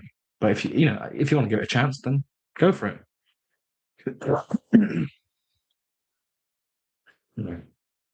164 now. We have another film from 2025, Regretting You. I This is not my kind of film at all. I can guarantee that. It's just I watched it with my friend, and I was like, I'll come with. It's not my thing. There were some unintentionally funny moments in this film, just not the way I think the filmmakers intended it to be. But yeah, I don't really have much to say about this one. It's just not my kind of film at all. But yeah, if you like it, fair enough. And next up, 163, a Danny Boyle film. We took on the 28 franchise. We've got Trance with Mr. James McAvoy in it. I love that poster, by the way. Look how colourful it is. Probably can't see it because of the light, but I really like that. Regretting You or Fairy Tale Code. Hey, what are we bringing up my own videos for, man? Fairy Tale Code was banger. That was a banger. That one. Anyway, Trance. A decent sort of as it's all right. It's probably the weakest Danny Boyle film that I've seen at the minute. It's a decent concept. I like the concept of it. I like the kind of hypnotist of trying to, the kind of hypnotherapy, trying to replicate. No, sorry, I don't know what I'm on about. Trying to locate, sorry, a missing painting and whatnot, and kind of playing that like a heist movie. I think it's a cool concept. I like some of the visuals, and I say it starts off interestingly, but I think it kind of plateaus a bit, and I lost interest quite quickly, and it just kind of meanders about, and I didn't really care much for it. So it's a shame, a bit of waste potential, really. Trance is more of a vibe film. Yeah, I can see that actually. I will concede that, and I think the vibes of it, like I say, the visuals and the kind of aesthetic, I quite like. But I just sometimes I understand the appeal of like films that are just vibe movies, and some do work on me in that way. But with Trance, I was just hoping for a bit more. I wanted a bit more from it, and I didn't really get that. So, but you are right though. It is definitely a vibes film. I don't know if we can say the next one is a vibe film because at number 162 we have GI Blue Balls. Oh man, the iconic GI Blues. Obviously one of the Elvis movies, and this was the one that I watched where I was like, okay, there is something here, and there is something here worth going down the rabbit hole for because it's so weird. 'Cause obviously, you can watch my video that I did on it to to get my thoughts on it, but it's just bonkers. It's a complete trip. And as I say, even though it's in the 5 out of 10 category, I kind of love it, but only like a guilty pleasure way. But I just get a lot out of this one. And it's really, I have a real soft spot for this one. So, yeah. But now we're at the 5 out of 10 category and into the 6 out of 10 category, starting with 161's Clue, which again might be a bit of a hot take because I know this is a bit of a cult classic, this one, obviously based on the board game. I didn't really I didn't really click with this one. I don't know why. I know it's meant to be quite campy, and I get that, but it didn't. Yeah, close to. I knew it was going to be quite a hot take. But yeah, I don't. Now we're not. I don't. Now we're in the kind of tier of like, I don't dislike these films. Like, they are decent at the bare minimum. Clue, I just didn't. I don't know. I think the campy kind of tone. It just didn't quite. It didn't quite click with me. I don't know. Something about it just felt a little bit off, and I can't really pinpoint what it is. But it just didn't fully do it for me. But Tim Curry's great. There's a great cast and whatnot, and it definitely I can see the appeal for it. I'm definitely in the minority on this one. It just isn't entirely my thing, which is fair. Anyway, let's recap the previous 10. So we have had Charu, Green Book, Hudson Hawk, 28 Weeks Later, Stagecoach, Girl Fight, Regretting You, Trance, GI Blues, and Clue. A few more hot takes in there, stuff like Stagecoach, stuff like Clue. But we're getting into the good stuff now. I hope you maybe watched that film. I will give it a look. I don't think I've heard of that one. I'll give it a Birds. Is it the Joe Dante film? Is that from the 80s? Is that I got the right one, haven't I? Yeah. Found it on Letterboxd. Tom Hanks, Bruce Dern, Carrie Fisher's in it. Okay. I'll add it. I'll add it to the watch list. Absolutely. Like also, sorry. With this ranking as well. Leave suggestions for other films. I'm happy to add stuff to the watch list. But yeah, look kind of cool. Great looking cast. Can't say I've heard of it, but I'll give it a shot. Absolutely. You know. I love how I typed in the Birds on Letterboxd, and you've got that one, and then you've got Hitchcock's The Birds, and then you've got the Pixar short for The Birds as well. And that's quite funny. Anyway, moving on to 160 now, with Now You See Me 2. Now, again, another franchise that I watched this year, the Now You See Me trilogy. The second one was my least favorite of the batch. It's the one I clicked with the least. I didn't really get those out. There were some good moments in it. I like the there's one sequence that was really really solid, but the card passing sequence that was really cool. But overall, it's the one I just have the least feeling on. I just don't really care much for it. At 159, again, we're back on the Elvis movie train. We've got the first one I watched and like the iconic one, Jailhouse Rock. Everybody in the wholesale block will be dancing to the Jailhouse Rock. Uh-huh. Yeah, that number is great, and I would like to also retract from that original video I talked about this film in when I was like the number was kind of overrated. No, the scene is actually great. Like I don't think it's the best that it could be, but I've rewatched that sequence many times, and it is the standout of the film. It is a really great number, and the song is phenomenal. And it starts out decently enough, but it does, as I say, my original opinions does it does kind of just derail into quite a generic Star Pilgrim movie by the end. But oh my god, after watching all the other Elvis tripe, this is so much better in comparison. I would take this any day over like Double Trouble and like Harem Scarum and bloody Blue Hawaii, that bollocks, whatever it is.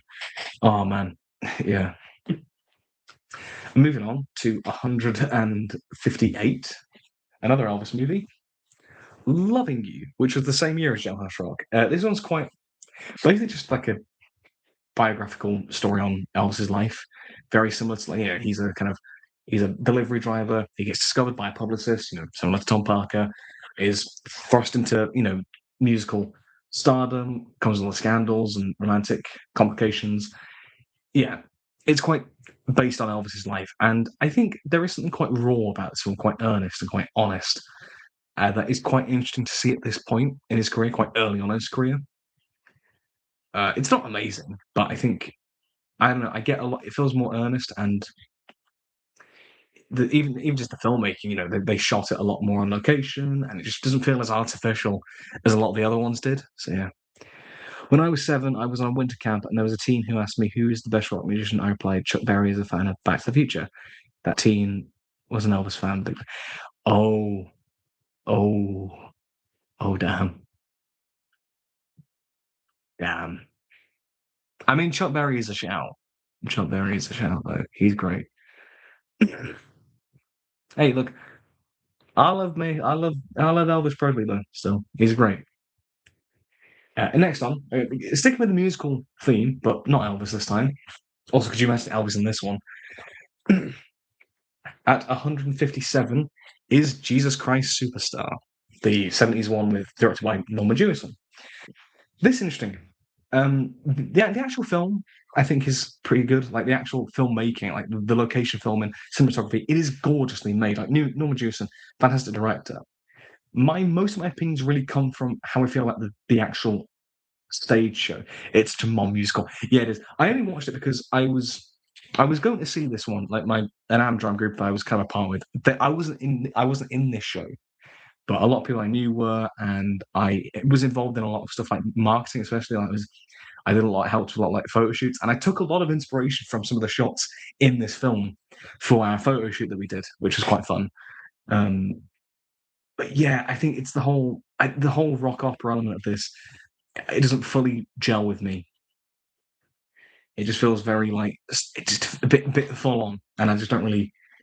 click with it. And there's certain parts of this, like the version of Herod's song in this is dog shit. I'm sorry, it's absolute dog shit in this. Like the actual Herod song is really fun, and whether it's the Alice Cooper version or like some other versions of it, but the one in this is just ass. I hate it. It's really bad. It's really bad, man. But yeah, it's just I don't know. I don't know.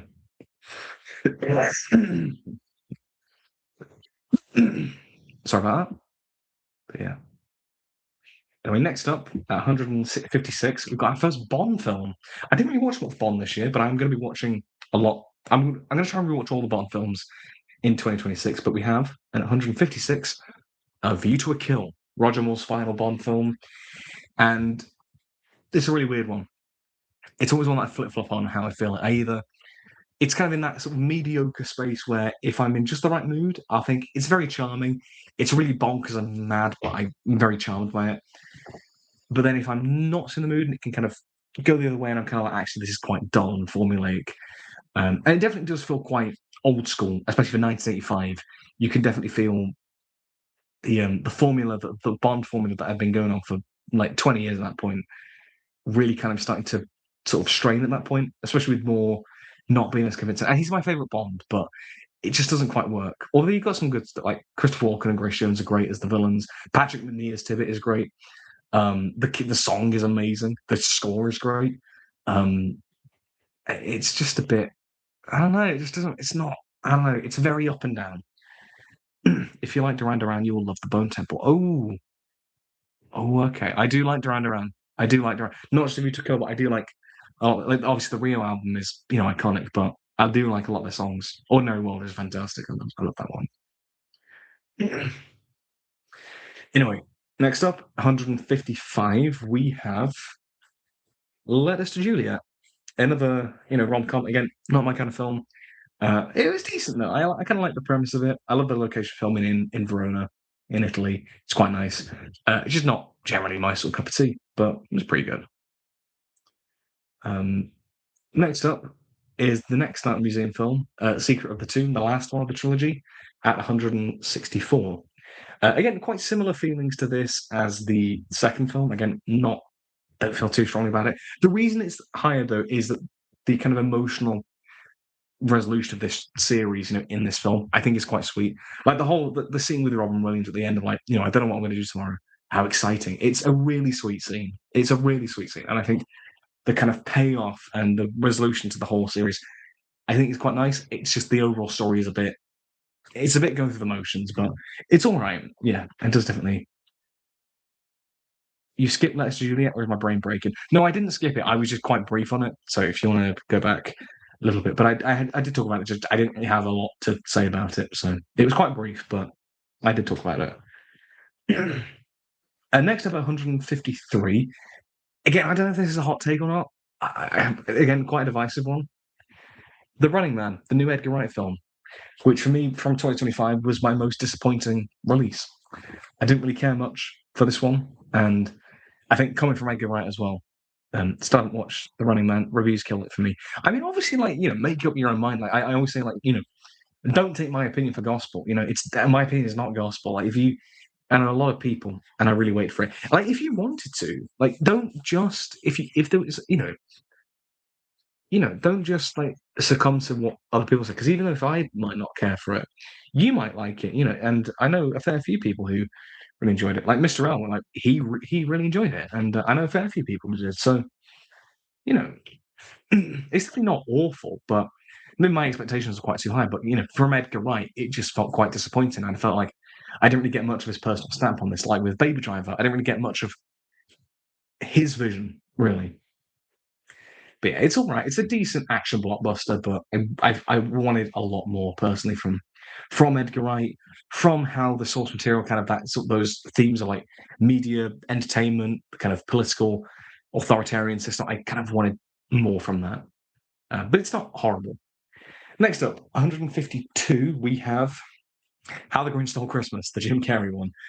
Again, a bit of a guilty pleasure. This one, it's not great. It's really completely mental, and I was like, what is this film? Sometimes, but the thing is, I think having seen the the Illumination Grinch and how sanitized that one is, I will take a somewhat butchered adaptation like this that is memorable and distinct and has a real vision behind it than just corporate slop like the Illumination one is.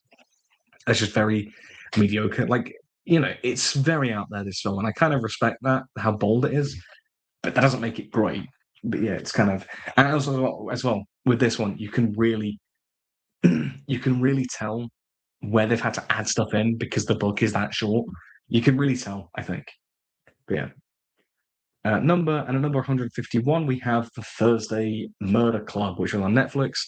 And again, I haven't read the book, so I can't compare it, but film is pretty standard. I like the vibe of it. I like some of the actors like Pierce Brosnan, Ben Kingsley, Helen Mirren, David Tennant. A lot of familiar British faces in this film. And it was, a nice film. And the Cat Stevens song at the end, a very young, beautiful song. Can't beat that. But it's a pretty bog standard affair. Pretty much what you get on the, what it says on the tin. It's pretty, yeah. It's not great, but yeah, it's all right. But yeah, I don't mind these films. So, recapping the last 10, we've had Now You See Me Too, Jailhouse Rock, Loving You, Jesus Christ Superstar, View to a Kill, Let's Juliet, Night Museum, Secret of the Tomb, The Running Man, How the Grinch Stole Christmas, and The Thursday Murder Club. So now that's the first quarter of the list out of the way. Oh my God, we gotta hurry up, man. We gotta hurry up.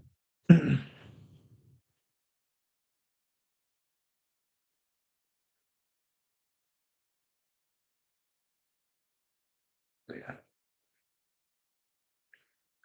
It's cracking on then. At 150, we have a Disney classic, Lady and the Tramp, which is very charming. Like it's a Disney classic. It's not as good as its reputation, I would say, but it's a very low key, low stakes affair, and definitely isn't like the high point. But it's definitely charming. It's a fun little ride around. Obviously, the spaghetti scene is iconic for a reason, and it is very charming. But there just isn't lots here. But it's just a nice vibe. As you saying, like a vibe movie. Sometimes they work, and in this case, I think Lady and the Tramp kind of gets away with it, in my opinion. There's not loads to say about it. Okay, number 149. Okay, going back to the Elvis movies. This one I'm surprised is this high, relatively speaking. Tickle Me, with one of the weirdest names for an Elvis movie. But yeah, this is written by the writers of Three Stooges shorts. And Tickle Me, it's about Elvis as a rodeo rider. And he's sent down to this ranch. And I don't know what it is. And maybe it's just because I was in quite a bad mood when I watched this film. But it's something you're not in Crit Film Club if I'm here to roast some picks. Yeah, I just don't have the time anymore to do that sort of stuff. Sorry about that. But with Tickle Me though, I think it was because of when I watched it, I was in quite a bad mood. This really did cheer me up, and I think it was because there is Tickle Me Elvis, yeah, or Tickle Me Elvis in this case. But yeah, I was really charmed by this one. I think the fact that it was very outwardly comedic, you can feel a kind of Three Stooges broad comedy influence, and I think that felt so refreshing compared to how low energy some of the other Elvis movies can be. I think this really was quite bold and just kind of really went for it through everything. Like you've got fourth wall breaks, weird as hell flashbacks. The whole third act becomes like Scooby Doo, where there's all these monsters in this haunted house, and it's just like it's bloody weird. It's really weird, but I was really enjoying it. I can't lie, and so I will take a really enjoyable, if kind of crap movie over some boring ones, frankly. Okay, next up, God, I forgot I even watched this one, frankly. But at number 148, The Wild Angels, Roger Corman film with Peter Fonda and Nancy Sinatra. Kind of just like a prototype version of Easy Rider. It's a bit very obvious, kind of like, sort of 60s counterculture kind of sort of vibe and message and whatnot. It's all right. It's just, I think I need to watch Easy Rider to be fair, but it definitely feels like a sort of blueprint for that would obviously kind of sort of perfect and define. But yeah, Wild Angels, it's all right, but it's kind of one that I forgot I even watched, to be honest. Yeah. Okay, next up, 147, another Disney film. We have Big Hero 6, which I'm quite nostalgic to. I'm quite nostalgic. I remember this coming out, and I do really have a lot of nostalgia for it. I love Baymax. We love Baymax. We hate the twist villain. We hate Mr. That was his mistake. It's such a dumb twist even now. It's so dumb. Like the film is all right. Like it's a perfectly fine like sort of superhero sort of film, but it's just kind of but it's better than a lot of current Disney stuff, so I'll give it that. But that's also not a very high bar. So is not the worst thing you ever made really that high of a bar, That's it. Like it's passable. It's decent. Just nothing spectacular in my eyes. Next up, again, another one that I feel like ruffle some feathers at 146. Conclave. I this obviously I watched this for the Best Picture race earlier in 2025. This is one that didn't really do it for me. I felt this was kind of not Emilia Perez levels of bad, but it fell into that kind of category of the age-old category of the Oscars of being quite stuffy and hard to connect with. Like I felt the way it was directed, the way it was shot, and the writing of it I felt very cold and distant, and I couldn't really emotionally connect with these characters. And it's, especially the writing for certain characters, it almost felt like they were almost mouthpieces just to kind of state their ideologies of like their place in the church and whatnot. And it didn't feel organic. Especially there was a scene with Stanley Tucci's character that really kind of felt that very on the nose, and it just didn't feel organic or natural. And yeah, as emotionally, I couldn't really connect with it in that way. But I know a lot of people like this one, and I respect that. And it's a well put together film. I just couldn't emotionally connect with it, and that's my problem. Oh, pardon me. That's me dinner. Anyway, number 145, we have Steve Jobs, the movie, directed by Danny Boyle. And again, similar to Conclave, it's one of those that is technically well made. Great performances. Michael Fassbender's great. Kate Winslet's great. Seth Rogen's solid. I like the structure, the kind of like the sort of, it's quite episodic. You've got the three different events that I think that's quite an interesting sort of structure. But overall, again, it's one of those I couldn't emotionally connect with it. I don't really feel like I got much out of it. I couldn't really tell like what was Danny Boyle trying to say about Steve Jobs other than he was a bit of a bellend and a bit of a prat to his daughter. It's kind of that was quite obvious to get quite early on, and I didn't really get much beyond that, and that's why it's a bit lower down. But as I say, it's not awful, But I don't know. I just I wish I could emotionally have connected with it more and kind of seen what Boyle was trying to say about it. Um, anyway, number 100 not 160, 144. We have a DreamWorks film, The Road to El Dorado, which I'll be honest, I watched purely for the both is good meme, and that was kind of the only reason I watched it. But yeah, it's an all right film. It's pretty fun, but just a bit generic, a bit of a generic kind of adventure story. I know it's a bit of a cult classic, but I don't love this one personally. But it's charming, it's funny. Miguel and Tilio are quite fun duo, but it's just kind of is what it is. Number 143, we have got the OG Night at the Museum, baby. Yeah, Night at the Museum. Again, yeah, I say I'm not mad on the Night at the Museum trilogy. This is obviously the best one. The premise is great. It's just a fun little run around. It's nothing spectacular. But it kind of knows it. It knows that it's nothing more than what it sets out to be. And I like it. I like it. Enough. It's nice seeing like Dick Van Dyke, Mickey Rooney in the film. Obviously, Robin Williams as Theodore Roosevelt. Amazing casting. But yeah, it's just fun. It's just a bit of fun. At 142, we have another Elvis movie, Live a Little, Love a Little, which was one of his later films from 1968. And this is an interesting one. And it's really weird. It's a really weird film. Very out there. It feels very late 60s in terms of like it's very off its tits on drugs, basically. Because basically Elvis plays this like photographer who is followed by this mysterious woman who basically is kidnapped by this woman who drugs him into this weird dream sequence where he sees like a dog man, and then goes to this weird psychedelic trip of a number. And there's a really good number actually, Edge of Reality. That's a really great number, and the direction of that sequence, very colourful, very vibrant, and again, it feels very like James Bond-esque. And then from that point on, it kind of becomes quite a fun comedy there. Kind of it's quite like sort of screwball comedy stuff. and I quite like that. And also, you have a little less conversation in this film. You have that song, and that is one of the best Elvis songs. It is such a banger, and that's the thing. Most of the Elvis movies have, you know, one or two songs that are really iconic.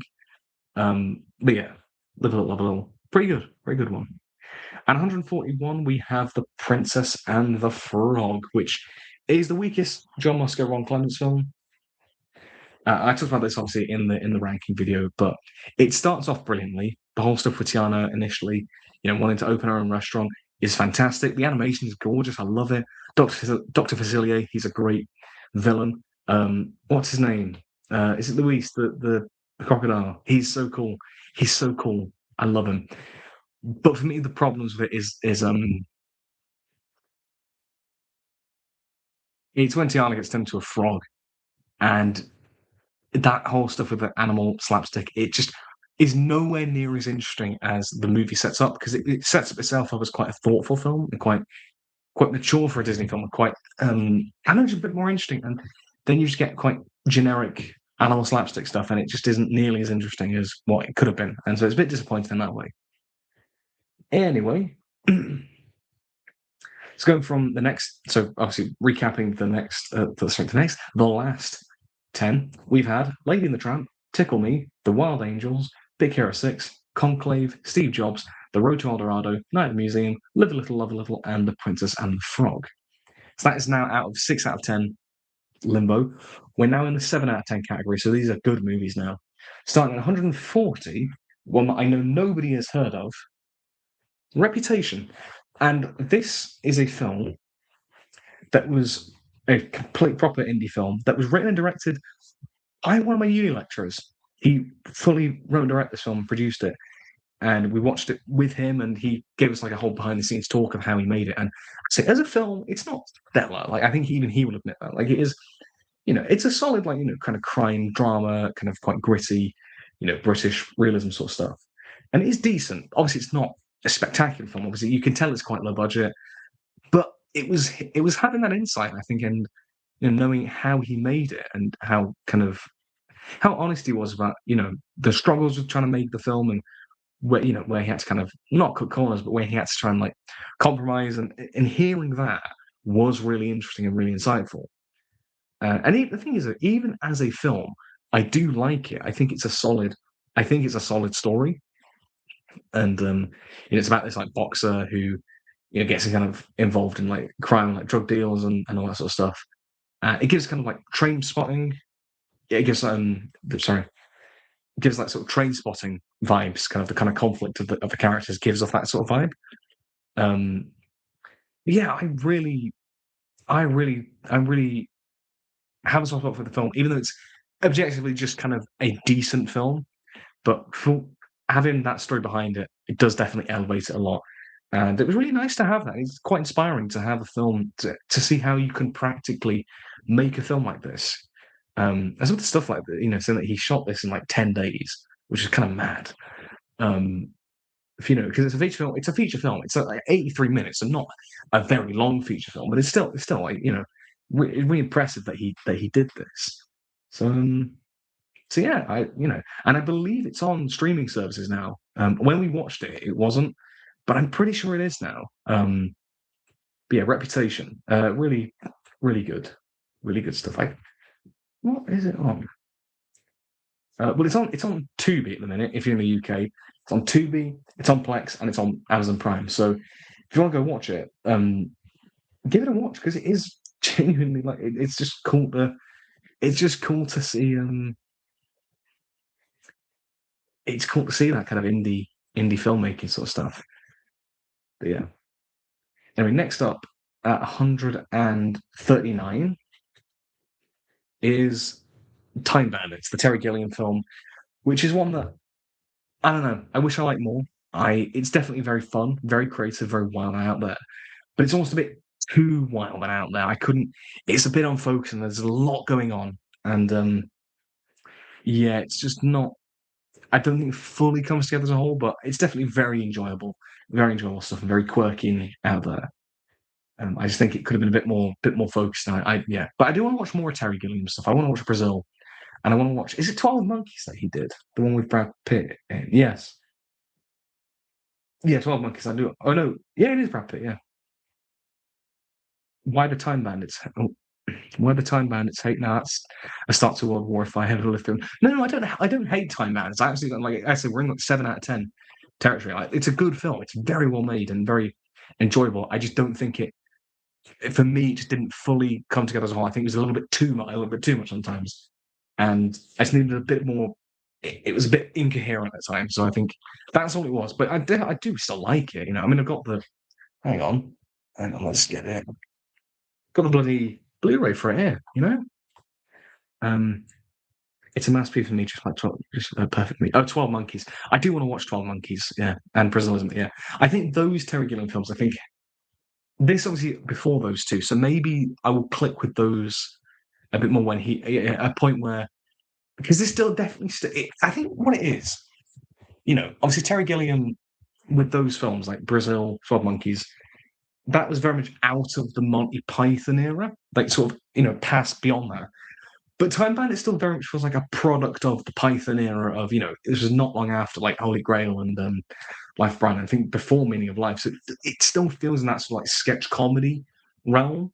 Where I think for something like those Python films, I think you can get away with that kind of ludicrous style, that kind of bit more looser style. Whereas Time Bandits, I don't know, I think it's sort of that halfway point of it's a lot of that Python influence, and you've got a lot of the Python actors, but it's still his own project. So I don't know. That's where I kind of stand with Time Bandits.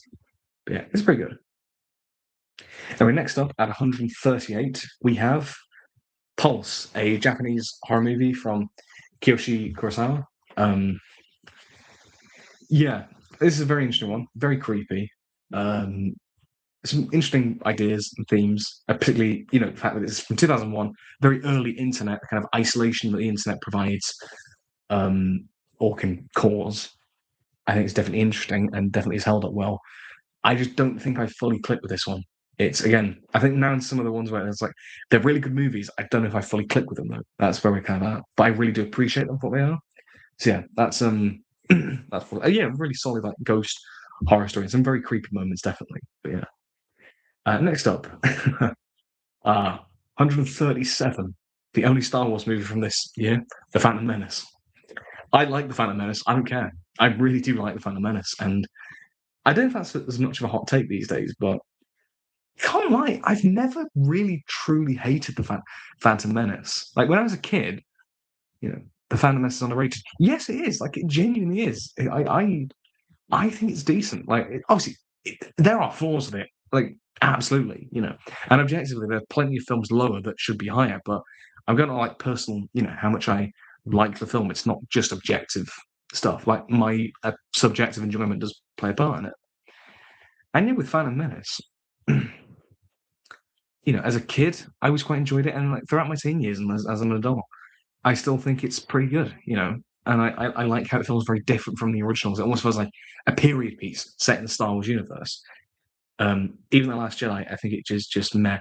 I need to rewatch the sequels to fully determine what I think of them because I don't know what I would make of them nowadays.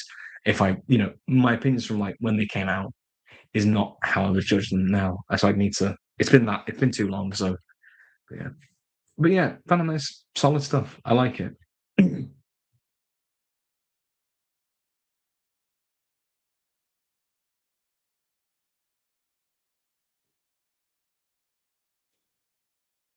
But yeah.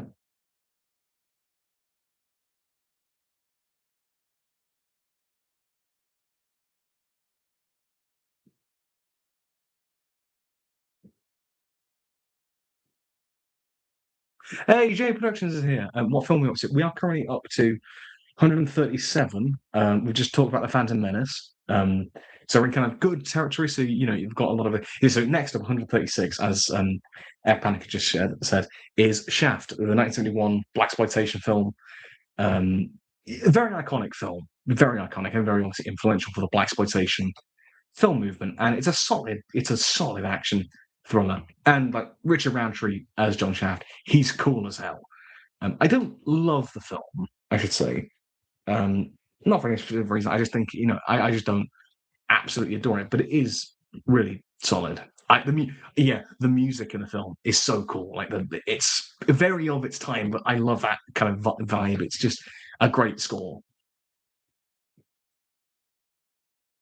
Yeah, yeah, Shaft is a really solid. It's just a really fun film, to be honest. I really enjoy it.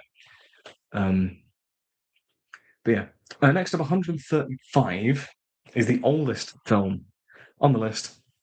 Top Hat, as in 1935. Fred Astaire, Ginger Rogers musical. The first musical of theirs that I've actually watched. And I will say with this one, I don't love the film as a whole, but those Astaire and Rogers, they are an iconic film duo, and you can absolutely get the appeal just from there. Their chemistry is really solid, and I think the scenario is kind of fun. I don't know, I didn't love it. I would have been here earlier. I can't speak. I would have been here earlier, but I was watching a documentary, specifically 2000 Meters to Androvic. I can't pronounce it. Sorry, it's about the Ukraine war. Definitely a hard-hitting watch for sure. I can imagine it would be. Yeah. Yeah. If you I mean, obviously you can catch up with the rest of the ranking that we've up until this point if you want to later date, because I'll save the stream and whatnot, and maybe we do like an edited version of it, but who's to say? But yeah, Top Hat, a decent musical. Yeah, and like you can absolutely see it's very much carried by the Sarah and Rogers chemistry. Yeah. Next up, 134, we have Now You See Me. Obviously, we talked about the second one earlier. Now You See Me. I do like these films. They're kind of fun, sort of action comedy thrillers. Um, with the kind of the whole magicians thing. Now I can copy what you're doing for my own stream. Yeah, I kind of got the idea from J Productions, and I thought like it's a perfect way to not have to do the edited video, especially when at this point in the channel I'm very kind of, J versus DCS. Yeah, yeah, it's when I'm obviously not at the sort of peak of my powers as I was when I could do the full edited videos. But this is a good compromise. I did watch the Bone Temple's God, I didn't love it. I don't spoil it for me because I still haven't watched it. Um, but I'm very interested to see what I'll think of it. But yeah, Now You See Me. Yeah, it's decent. Not stellar this first one. I think that you like some of the plot twists and whatnot I could see coming from a mile away. But it's a solid film and very fun, very charming stuff. Next up, 133. We have another Elvis movie, his very first one. Love me tender, love me sweet, never let me. I really love Me Tender as a song. It's a really sweet song, and the moment in the film is great. Um, it's really interesting. I say his very first film that he ever did, and the Elvis movie formula wasn't a thing at this point. So it's just a normal movie of the time, like the mid 50s, but with just him in it. And it's so interesting. It's so interesting seeing his raw performance at this stage in his career. So young and so enthusiastic. It's so interesting to see that caught on film. And I do kind of like the yes, Let Me Tell You the movie where Elvis somehow got away with doing his risque dance in the 19th century Deep South without getting licked. Yeah, that's the thing. It's just it, it doesn't make any sense when he's doing the full Elvis shtick. It just doesn't like he would have been murdered. But you know what? When you're watching it, you don't really care because it's just fun. But obviously, when you think about it afterwards, it makes no sense at all. But yeah, Let Me Tender is a good one, and it's a decent sort of action western classic adventure sort of film. There's some good set pieces like one of the opening on the train and a good like sort of shootout towards the end. It's just it's a decent one. It's genuinely a decent one. Next up, 132. Obviously, this year saw the end of the Mission Impossible series. So I watched the first one from 1996 and didn't watch any of the sequels. I just didn't have I didn't have time to watch it at that point. But yeah, Mission Impossible 1, it's a solid film. It works more as like a Brian De Palma thriller than a Mission Tom Cruise action movie. But I think the sort of thriller aspects are solid. Like obviously the iconic tightrope scene, amazing. There's some good moments like action moments and good moments of tension. It's not stellar, definitely not. I know the sequels do build on it, and because I've seen Fallout, which was fantastic. You missed the best Elvis roast, Janet. Yeah, yeah. A lot of the Elvis roasting came earlier when you had the majority of the films, you know, that came earlier. um, I wish I could make fun of you for watching Elvis movies, but I'd be a hypocrite as I will and watch the Titanic movie. Yeah, I saw a clip from that. I genuinely thought it was an animated movie, but the CGI was that bad. I'll go back to that later. Yeah, yeah, you can go back to whenever. The Mission Impossible one is a decent start to the franchise, but they definitely built on it later on. And at 131, we have The Jungle Book, which we were talking earlier actually about sort of films that are good vibe movies. Jungle Book is a perfect example of a film that's just a good vibe that I think really works because it's not very loose on plot. It's just kind of, Mogwai in the jungle with all these different characters, colourful characters. And it's just fun. You've got Baloo, one of my comfort Disney movies. Exactly, Jay. It's a great, real comforting watch. It's just quite, relaxed and I prefer the weird. I prefer weirdly the live action take of the Jungle Book. I will say I probably prefer the animated one, but I actually think the live action one is decent. Did you just call Mowgli a Mogwai? Probably, but I'm tired, man. I've no, I've had to try. It's been a long day. I'm tired. Okay, so yeah, um, but yeah, with the Jungle Book, obviously, like just a solid animation. I love a lot of the characters. Like King Louie's great. Baloo is so cool. Shere Khan is quite cool. He's kind of like just. I don't know why he always reminds me like the Frosties mascot. I don't know why. And I had Frosties the other day, which is quite nice. Um, but yeah. Yeah, we're not all big Disney fans here, but yeah, I think the Jungle Book is a solid one, and the songs are great. I want to be like you, bare necessities. Look at the bare necessities, the simple bare necessities. Forget about your worries and your. It's a good song. It's really fun. But anyway, so just for context, yeah, for what we've been doing, when we get to, I prefer Pixar, DreamWorks, and moderns. I can't speak. I prefer Pixar, DreamWorks, and modern Sony in terms of major animation studios. That's fair. That's valid. But yeah, what we've been doing is that when we've got through 10 of the film, I kind of which recap. So the previous 10 films, we've had Reputation, Time Bandits, Pulse, The Phantom Menace, Shaft, Top Hat, Now You See Me, Lovely Tender, Mission Impossible, and The Jungle Book.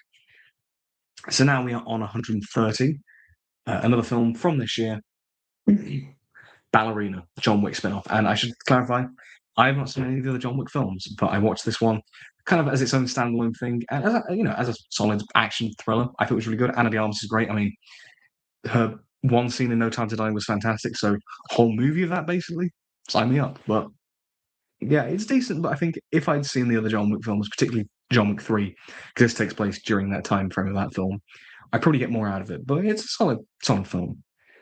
Um, Next up, 129, we have The Trouble with Girls, another Elvis movie, one of the better ones. And it is so weird. It's really strange that, this is the penultimate film we did. And it's odd. It's a really unique film. It feels almost like a new Hollywood film because it's of that kind of time, but really kind of feels like that. You'd feel kind of, it feels like this could have been directed like by Robert Altman, or like, Arthur Penn who did Bonnie and Clyde. It has that kind of vibe of it. The Trouble with Girls, Pete Towell. Thing is, that title doesn't really make sense because it's not really that kind of film either. So I don't really get why it's called that. But yeah, it's about this the sort of traveling roadshow Chautauqua.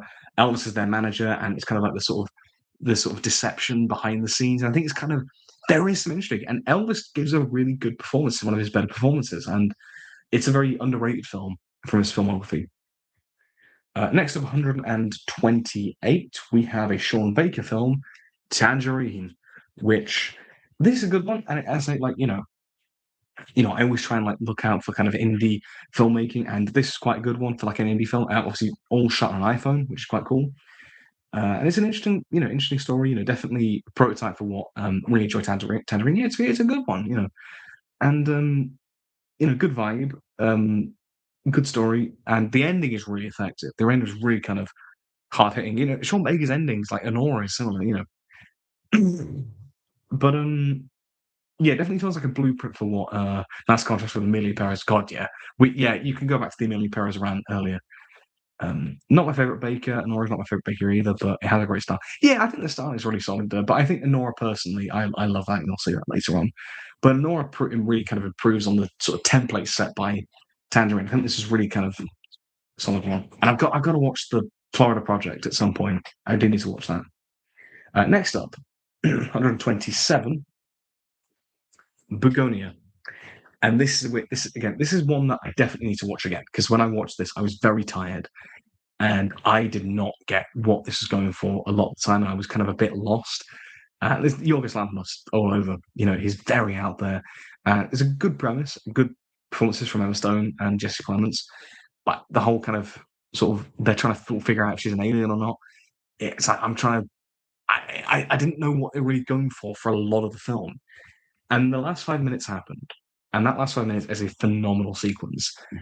And I really want to rewatch the film with that in mind, and kind of, I feel like I'd appreciate it more. I feel like I really would. But it's definitely not a bad film. I definitely would give it a go. Begonia came out when I was very busy, so I didn't see it as I knew I wouldn't enjoy it as much. I think that's kind of where I kind of faltered with, because I was again quite busy around the time, so I kind of found this like slot to go and watch it, sort of time slot to go watch it, and yeah, I just don't think I got the most out of it. So yeah, but you know, it is what it is. And next up now, 126, we have got Love and Monsters, not the Doctor Who story, the film from Netflix from 2020 as well. I watched this with some friends actually. One of my friends, she's a big Dylan O'Brien fan, who's in this one, and we all sat down and watched this because she really loves this film. But yeah, this is a solid one, like a pretty fun, pulpy, sci-fi, action, horror sort of movie. It's really good. You've dabbled with aliens. No, meet the genuine article. I can't do that without doing the Peter Kay accent. I can't. I still need to watch Begonia. I would recommend it definitely. But yeah, Love and Monsters. It's a really fun, entertaining film, and I really enjoyed it. I think it's definitely one I'd recommend. Um, Although I imagine that if I'd have seen this when it came out, because I do remember it coming out. I was kind of wanting to watch it, but never did and never got around to it. If I watched it back then, I'd probably loved it. But nowadays, I just think it's good. Next up, 125 is Clueless, the 90s rom-com, and yeah, this is this is interesting. I just find this quite a fun little film. It's you know, usually is not my type of film. I don't know. I just kind of enjoyed it. I kind of enjoy that how aggressively 90s it is. I enjoy Alicia Silverstone as Cher, who, funny enough, was in Begonia as well. Paul Rudd's in this. That man does not age. It's been 30 years and he looks exactly looks exactly the same. It's ridiculous, but yeah, it's decent. It's quite fun. Um, I love the Odyssey work, and I really like the Korean original movie. The time was just a bitch at the time, and couldn't count it. Yeah, I think that was. Yeah, I think that was for a lot of people. It was quite. To be fair as well, like movie wise, there were a lot of films coming out around that time, like sort of November. I think that's when I watched it. Was it? Oh, it might be. It was a haze, to be honest. But yeah, that was pretty what hindered my enjoyment, because it was such a hectic time. Anyway, 124 now. We have got Collateral with blonde Tom Cruise, who looks like Guy Pearce. He really does. I know JA Productions pointed that out in one of his. I remember he pointing that out in one of his videos, and I can't unsee it because he does look like Guy Pearce in Memento with that blonde hair. What is that? And bear in mind, like it's high 7 out of 10. Like it's not. That's the trouble with rankings. It's that it might seem quite low, but we're getting near to the halfway point now. We're not far off now, so you know. But Collateral, I don't adore it. I think it's a solid, action thriller. It's Michael Mann who obviously directed Heat, which I watched actually yesterday, and I think Heat's really good. Um, but yeah, it's a solid premise. I like the kind of, blonde Tom Cruise or blonde Elvis Presley. Oh, blonde Elvis Presley, of course. I mean, what about blonde Elvis Presley double? He pulls it off the best, doesn't he? But yeah, Collateral, it's a solid thriller, like good premise. I love kind of the twist of that. Tom Cruise from like the marketing seems like the protagonist, but he's the villain, and I think that's quite a cool kind of subversion. And I think it's quite cool. it definitely feels very early 2000s. It definitely feels like a product of the early age of the sort of the digital era of film. It does. I can weirdly notice the digital camera in this more. Um, Not a problem, but it sticks out a bit. I find it more interesting than anything. But yeah, Collateral, very good, just not my favourite. That's all. I used to have problems with Man's The Keep back in the day, but on recent watch I gave it 4 out of 5. That's what we call a character arc. I haven't watched The Keep, so I can't comment. But hopefully I'll try and watch more of Man's stuff. I want to watch. I've also watched Heat, which is fantastic. I do want to watch Manhunter though. I do want to watch the Hannibal Lecter one that he did. Um, yeah, yeah. I've never seen Keep. Never even heard of it, to be fair. But yeah, I'll give it a look in. At number 123, we have The Great Showman, which I finally watched this year. Um, I can't lie, it's a fun musical. It's a very fun musical. There's some, it's so weird because as 2017, I remember this so vividly coming out, and I remember the songs being everywhere and whatnot.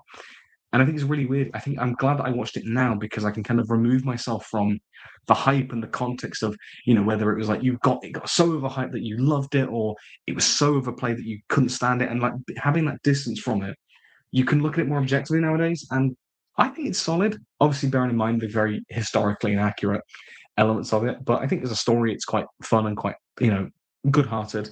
And it's quite enjoyable. And the songs are just fantastic. Like, I mean, I love Rewrite the Stars. Um, the Great Show, obviously, fantastic. This Is Me, excellent. But I think From Now On is probably my favourite one. Hugh Jackman's such a good singer as well. God damn, it's not fair. It's really not fair how good of a singer he is. But yeah, Great Showman, solid shit. At 122, this got a legacy sequel this year. The Naked Gun from the Files of the Police Squad.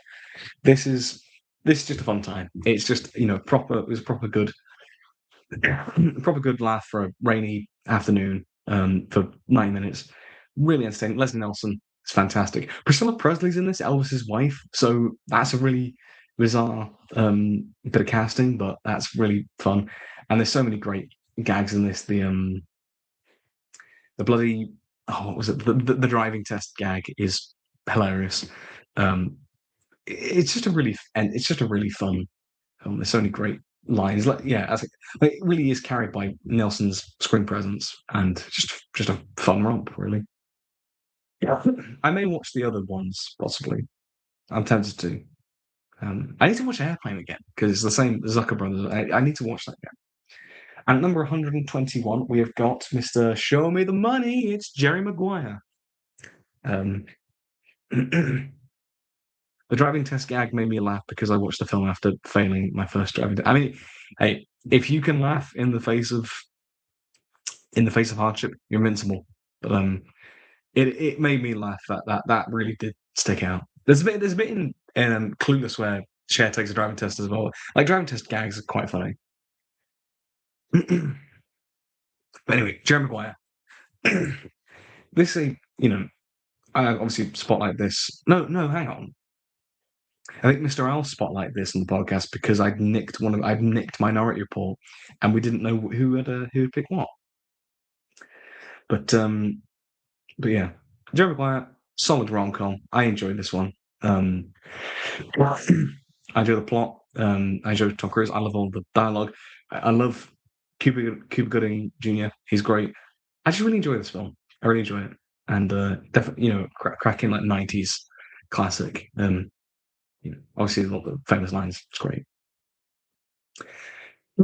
So recapping the last 10, we've had Ballerina, A Trouble with Girls, Tangerine, Begonia, Love and Monsters, Clueless, Collateral, The Greatest Showman, The Naked Gun, and Jerry Maguire.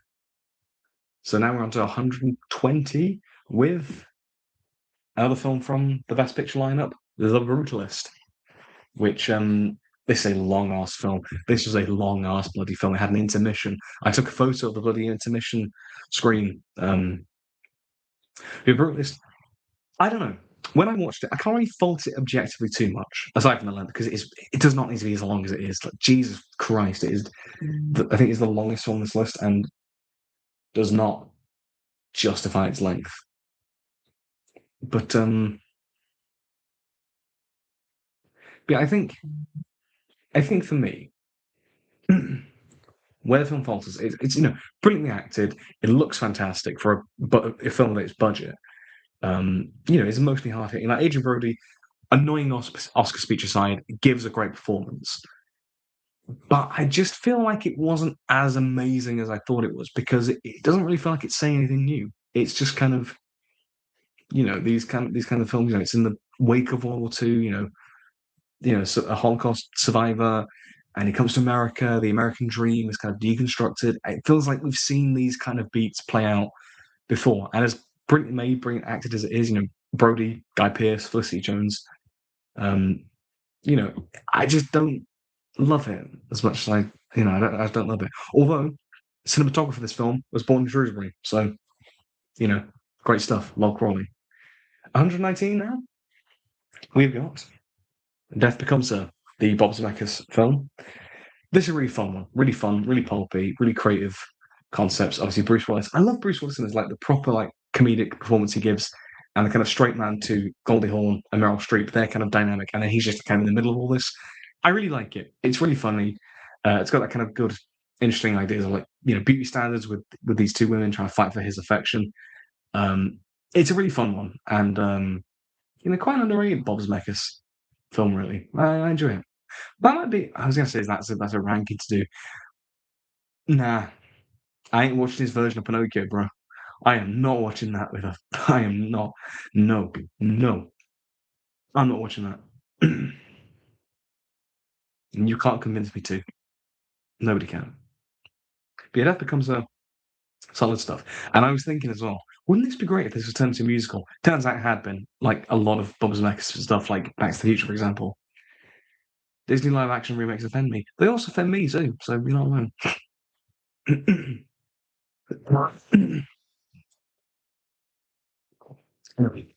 Next up at 100 and where are we? 118. Well, the hell, that's where we are. Pirates of the Caribbean, The Curse of the Black Pearl, the first one of the franchise. And for me, I do really like this one. I like the whole trilogy, but I prefer the second and third. And this one very much feels like, kind of first film setting up the formula to give more exciting adventures in the future. And I do really enjoy this one. Jack Sparrow is one of the best film protagonists we've had in the 21st century. The actual filmmaking, it's just a really fun blockbuster. But I think the Pirates films generally are a little bit too long a lot of the time. I think a bit lengthy. And I just prefer some of the stuff in the sequels, mainly David Jones, which comes into play. That does indicate my appreciation for 2 and 3. So is that. Next up, 117, we have the best of the Now You See Me films. Now You See Me, Now You Don't, which is the third film from I said this year, from last year, technically. This is my favourite of the three. It was the one I enjoyed the most. I felt like it had the most stakes. I enjoy Jack Sparrow is the last truly iconic film character. Everyone after him is either not that well known or based on a pre-existing IP. I think I would agree with that. I think, although Huntrix is definitely climbing up there, possibly, yeah, yeah. It's nice to see K-pop making a splash, and you'll get to that in a bit on the list. But I haven't seen K-pop Demon Hunters yet. You got to watch it. Pirates of the Caribbean 2 and 3. Oh, Mr. Alpha back. Oh, hello. I didn't know you. I didn't know you were back.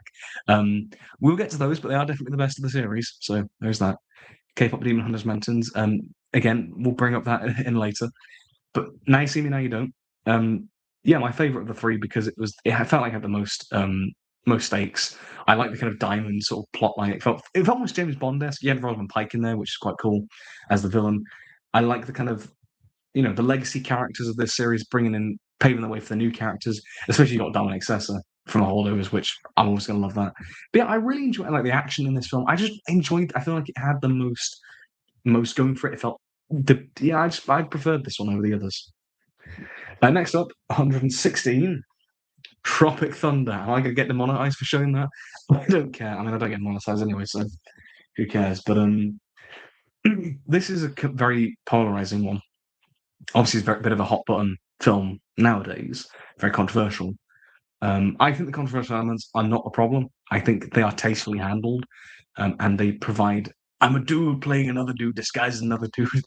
Yeah, it's really enjoyable, and I really enjoy film sort of commentary on the film industry, on people like RDJ's character, the method actor, taking it way too far. I love the bit with Steve Coogan as the director. He gets blown up. It starts off really funny, and I love some of the gags. I think where the film falters for me and why it's not higher is that it does in the middle. It just kind of becomes meandering of just the characters wandering about the jungle. The premise is absolute gold, and it is genuinely fantastic. I just don't think it's fully utilized to what it could be. RDJ peak performance here. Sure. It is funny. It is funny. The controversial elements of the film are good. The pacing is the real issue. Yeah, kind of. I would agree with that. But yeah. And next up, 115, we have 101 Dalmatians, the original. Look at that cute puppies. Look at them. They're so cute, man. They're so oh, they're so cute. They're so goddamn cute. It's awesome. But yeah, the original. This is again. A lot of the older Disney films of this era are kind of more kind of vibe films. This one I think is better. It definitely has more plot momentum. I think thanks to Cruella de Vil, who's one of the best like Disney villains. She's just oh, okay, I'm leaving y'all watching The Tourist and The Rip. Oh, I appreciate that, F Panic. And thank you for sticking with the whole stream so far. You've been here since the start, so I really appreciate you being here. So thank you very much. Wow, 115 got a whole long ahead of you. Yeah, I know. Yeah, kill the puppies, Cruella de Vil for some reason. I love the bit in Twisted, in the musical Twisted, where it's like, I just want to make a coat made of puppies or something. Yeah, it's great.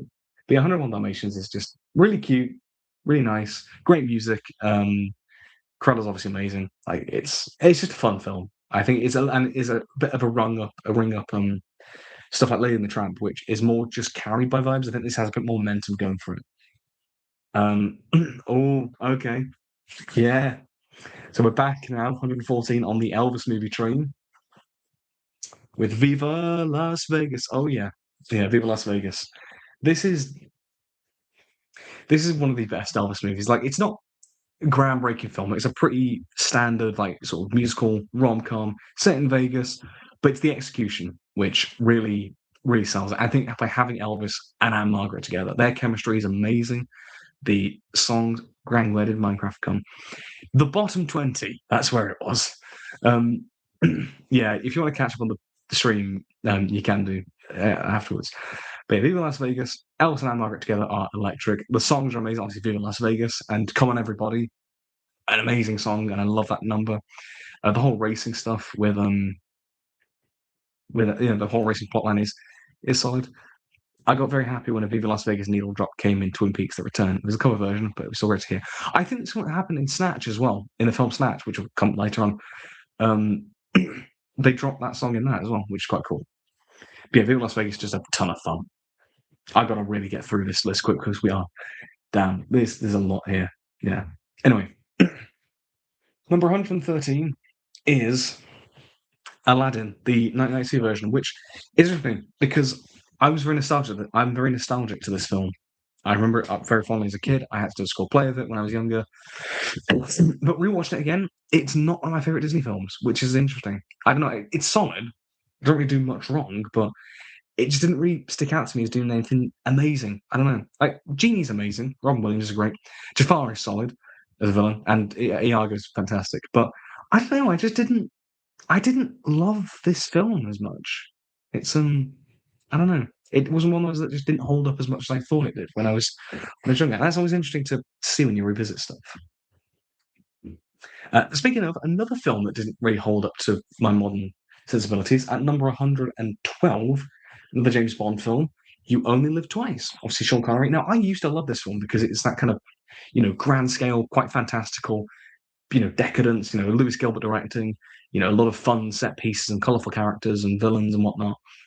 But these days, I don't know, like, it felt more style over substance for me, and I've really felt that this time. Like, great visually, like, great set design, production, cinematography. The Donald Pleasance Blofeld is fantastic. But, I don't know, like, Sean Connery's performance is very weak. He's just sleepwalking his way through the film. And I think generally, like, the character work in the film just isn't very strong. A lot of the other... I want to do more Bond content, so I'll save some opinions for this later down the line, but Yeah, You Only Live Twice didn't really hold up as much, and I still didn't very much enjoy it, but I wanted more from it, and it didn't quite live up to it, which is interesting. At 111, iconic film, Over the Hedge. Over the Hedge. I love the song. Oh, speaking of Blofeld, did you know there's a Titanic documentary with Telly Savalas? I did not know that, but now I do. And I imagine he like narrates or presents it, which is quite cool. But yeah, Over the Hedge, just a banging good film. It's just a really fun time. Really charming, really great. It's proper like 2000s DreamWorks gold, and it's just really fun. Bloody hell. Yeah, my we've nearly halfway. We're gonna get there, folks. We've got to just kind of power through this now. But recap of the last 10 we've done. We've got The Brutalist, Death Becomes Her, Pirates of the Caribbean, Because of the Life Poem, Now You See Me, Now You Don't, Tropic Thunder, 101 Dalmatians, Viva Las Vegas, Aladdin, You Only Live Twice, and Over the Hedge. So 110. Another hot take here. Fight Club. I don't love this one. I don't. Whoa, no, I'm not going to sing. I'm not going to sing it. Maybe when we get to 100, we will. But yeah, Fight Club. It's interesting because I do find it a bit overrated, and I don't. I don't know why. Because objectively speaking, bro just broke the first wall of Fight Club. Oh shoot! But objectively speaking, like there isn't anything wrong with this film as such. I just don't click with it. It's not my cup of tea. It's not my cup of tea. I think the style of it, it's just very. I get what it's trying to say. I get about toxic masculinity, about consumerist culture. I get the themes of the film, you know, but it's that the presentation. It's so angry and aggressive that I don't really click with it in a human level. I needed a bit more. I wanted more kind of humor from it. I've started reading the book as well, and I haven't finished it yet, but I've started reading the book, and I think when you can sort of imagine it yourself, without the kind of very over the top and aggressive and kind of in your face 90s sort of late 90s filmmaking, I think I appreciate the book more, from what I've read anyway. And you kind of get that sense of humor a bit more. But that's just me. Anyway, next up at 109, we have Superbad. I kind of feel like this should be higher, to be honest, because this is just a really fun time. Like, it's not a stellar, it's not a stellar film, but it's a stellar comedy. It's absolute comedy, as we've always said. But yeah, oh hello, what's going on here? Hmm. But yeah, Superbad, it's just really fun. Like Michael Cera, Jonah Hill, it's great. McLovin, what an icon! It's just an iconic dude. Um, absolute comedy. Yeah, it's just great, and there's so many great gags. Like the whole alcohol gag is just brilliant, and just yeah, it's just fun. It's just fun. And Emma Stone's in this as well, which is bonkers. Yeah, yeah. Cracking stuff. And now we're in 8 out of 10 territory with 108. Johnny got his gun. Mr. Giles can be very happy about that. But we're in the 8 out of 10 camp now. Johnny got his gun. Very obviously, me and Mr. I'll talk about this one. It's one that he loves. This film is, and it's very dark, very bleak, and very unique. And it's a really interesting film. Really interesting. I don't love all of it. I think some of the execution, like the whole narration of the main character, didn't work out quite the best. I think it's a bit not well mixed. I think more the execution, but it's very dark, very bleak, and a very interesting, thought-provoking film about like war and the impact it can have. The ending is really brutal and really haunting. But if you want more thoughts, go watch our podcast on it, or when we spotlight it in the 28 Years Later episode. And next up at 107, one that I may drop lower, but I kind of think it's a bit overrated, In the Mood for Love. I think this is one of those, obviously, a Wong Kar-wai film. Um, I don't know. I do really like it. It's a really solid film, like really gorgeous looking film, great performances, and some interesting ideas. I don't know if I feel like yeah, this is the thing. I think reflecting back on it, I may bump this one lower because I think just because it's an acclaimed film doesn't mean that I have to also think it's one of the best films ever made. Because I don't fully gel with it. So yeah, but it's still really very well made film.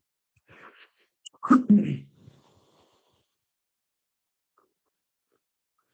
going to be helping out with an independent screening for In the Mood for Love on Valentine's Day weekend, so maybe I'll get a chance to watch it. Yeah, definitely give it a chance. I mean, I've got the Criterion Blu-ray for it. Hang on.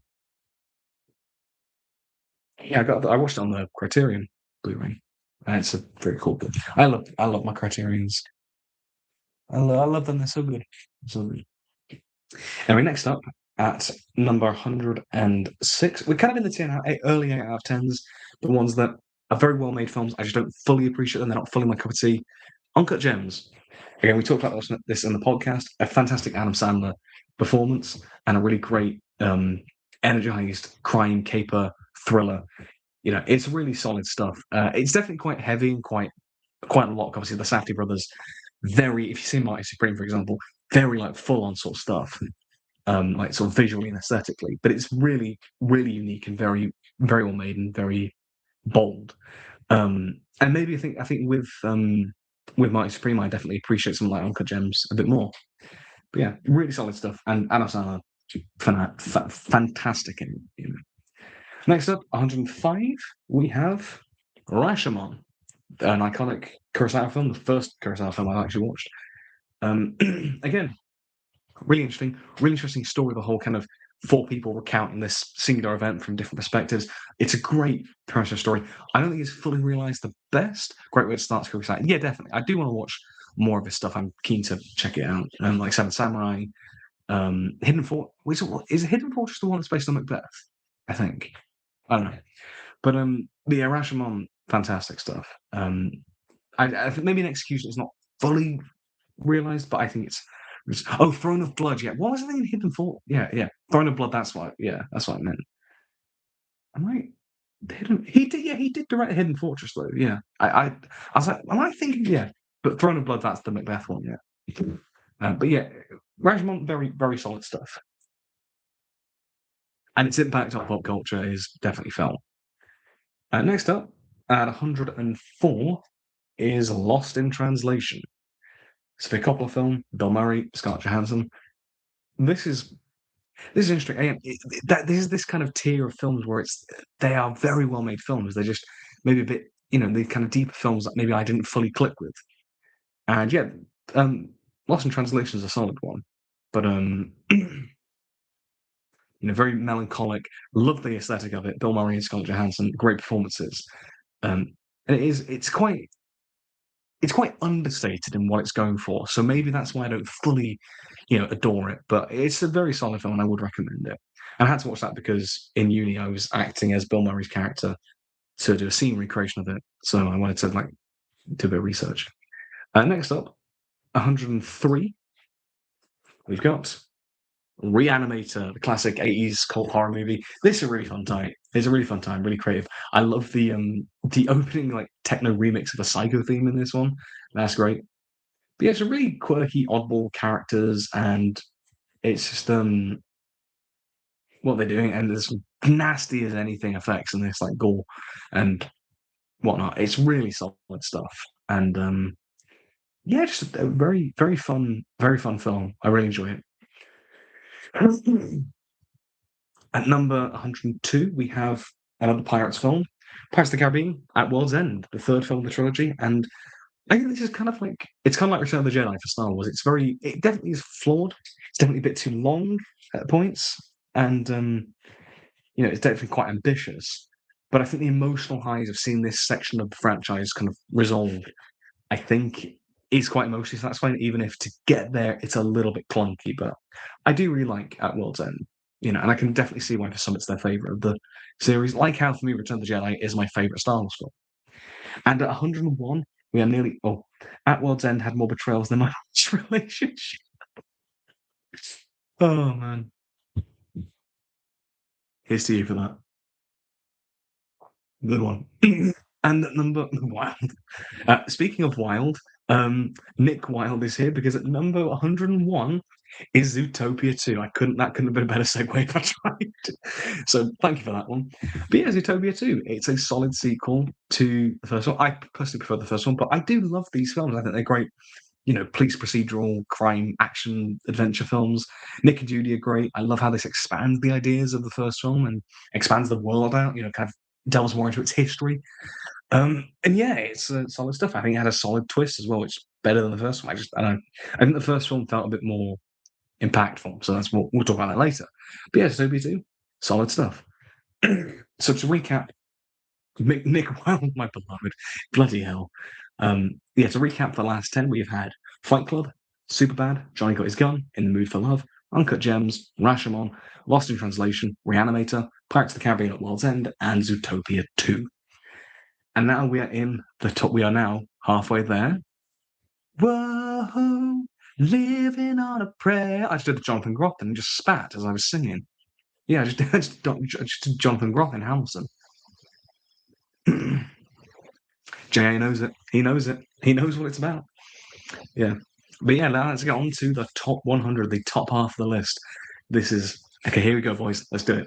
So at number 100, we have Deliverance, the classic 70s survival thriller with Jon Voight, Burt Reynolds. This is really interesting to watch because I started watching it. Obviously, it's quite set in the set in the wild, and I thought it was quite pleasant film. And yeah, you do recommend this to me, and it was pretty good. And I watched it with my grandparents, which yeah, it started off quite pleasant, in the kind of countryside, kind of nature, and you've got all the nice cinematography, and then that scene, if you know, you know. Yeah, we were like, this took a turn for the bloody. This took a turn for the worst. Didn't expect that, but it is a really solid, like survival thriller, very intense. Just went back. What do you mean FNAF is? Yeah, because it's absolutely FNAF 2 is that low because it's absolute horseshit, man. I watched it in the middle of nowhere in Scotland, added to the atmosphere. I'm just picturing you in just like the Scottish Highlands, just you know, I'm just imagining you just like sitting just on a random mountain, just watching it just on your phone or something. Yeah, and then Burt Reynolds just shoots you with a bow and arrow or something. It's shit, but it's our shit. Thank you for at least putting it below me. Emily Perez below it. Yeah, I wouldn't. Yeah, Emily Perez is worse. Yeah, but FNAF 2 is dog shit. Okay, and it's not my shit either. It's your shit. It wasn't the Highlands. It was on the island or where. But okay, fair enough. I'm still just picturing you watching it in the wild, which is quite funny. But yeah, Deliverance is a really solid thriller, though. I need to watch more Burt Reynolds films because he's quite a acclaimed actor of his day. But yeah. Anyway, number 99, we have On Golden Pond, which I spotlighted on the podcast when we talked about romance films. I like this one. I really do like this one. It's a very underrated film. Obviously, it's about this older couple, Norman and Ethel, played by Henry Fonda, Katharine Hepburn. They sort of become they try to connect more with their strange daughter, played by Jane Fonda. I do want to watch that movie, Silent Movie, the Mel Brooks film. I do want to watch that at some point. But yeah, On Golden Pond, it's a really sweet little family drama. It's very well acted by Hepburn and Fonda, like some of their later roles. And it's really sweet. It's a really sweet. Those two are kind of the heart of the film. Their kind of relationship that survived thick and thin. I think it's really endearing and really sweet, and that is to me what I get the most out of. This is for Jane Fonda's character and the grandson as well. It's quite sweet, and I really like it. And it's a really underrated one that I'm glad to have spotlighted on the podcast. And at number 98, we have The Great Mouse Detective, which again I talked about in the Moscow Clements video, their first film. And this is a really fun Disney film, really fun stuff. A great sort of twist on sort of the classic Sherlock Holmes sort of story with talking animals. Obviously Basil, the mouse detective. He is the great mouse detective. He's great. Rattigan, the villain, Vincent Price is phenomenal as the villain. He's so good. Yeah, he's so good. And his villain song. The fact that his plan is just to make a diss track of of Basil. That's the last thing he hears before he dies. That's brilliant. But there's so much fun humor, some great animation. There's a great set piece like the fight on the fight at the top of Big Ben at the end. Fantastic stuff. It's just a really fun, zany film that I love. Anyway, number 97, one that Mr. L really loves, Edge of Tomorrow. I really like this film. Obviously, kind of Groundhog Day, but with sci-fi action, and it's a really solid film. Obviously, we talked about it back on the Tom Cruise episode of the podcast. But I really enjoyed this one. Yeah, Pete Cruz. I know this is one of your favorites, and I can see why. Like, it's a really solid premise for an action film. I'm surprised that it's not the whole time loop thing hasn't been done more for action movies. But yeah. Anyway, number 96, we have Dunkirk, the Christopher Nolan version of Dunkirk. Again, a solid one. Not one of my favourite Nolan films. I think because I was talking about this with Stagecoach earlier, how I didn't really care for that one because of the ensemble nature of it. And this one, obviously being an ensemble film, I don't connect with it as much as, say, Oppenheimer or Interstellar with Cooper or Inception with Cobb. There are like those central characters that you really do connect with, and Dunkirk don't really have that. But I still appreciate because obviously it's a war film, but having it as an ensemble piece works because that's the point of war. It's not won by one single person. And I do really enjoy it. And also, it's got great production values, great filmmaking, real kind of scope to it. Yeah, it's really good stuff. At number 95, we have another Elvis movie, but a really good one. Flaming Star, Elvis in a Western movie, and a really good one at that. Because Elvis plays he plays the mixed race son of a Karo mother and a white father. And obviously that element of like his casting is a product of its time. It's not the best, but it's nowhere near Stairway Joe levels of racist. But the thing is, it's no different from a lot of other westerns of that time. And I think the actual story of the kind of struggle, the kind of conflict in that area of these different sort of like the different like tribes and whatnot, and it's the sort of thing of the family's almost broken apart by all this conflict that surrounds them, sort of racial conflict.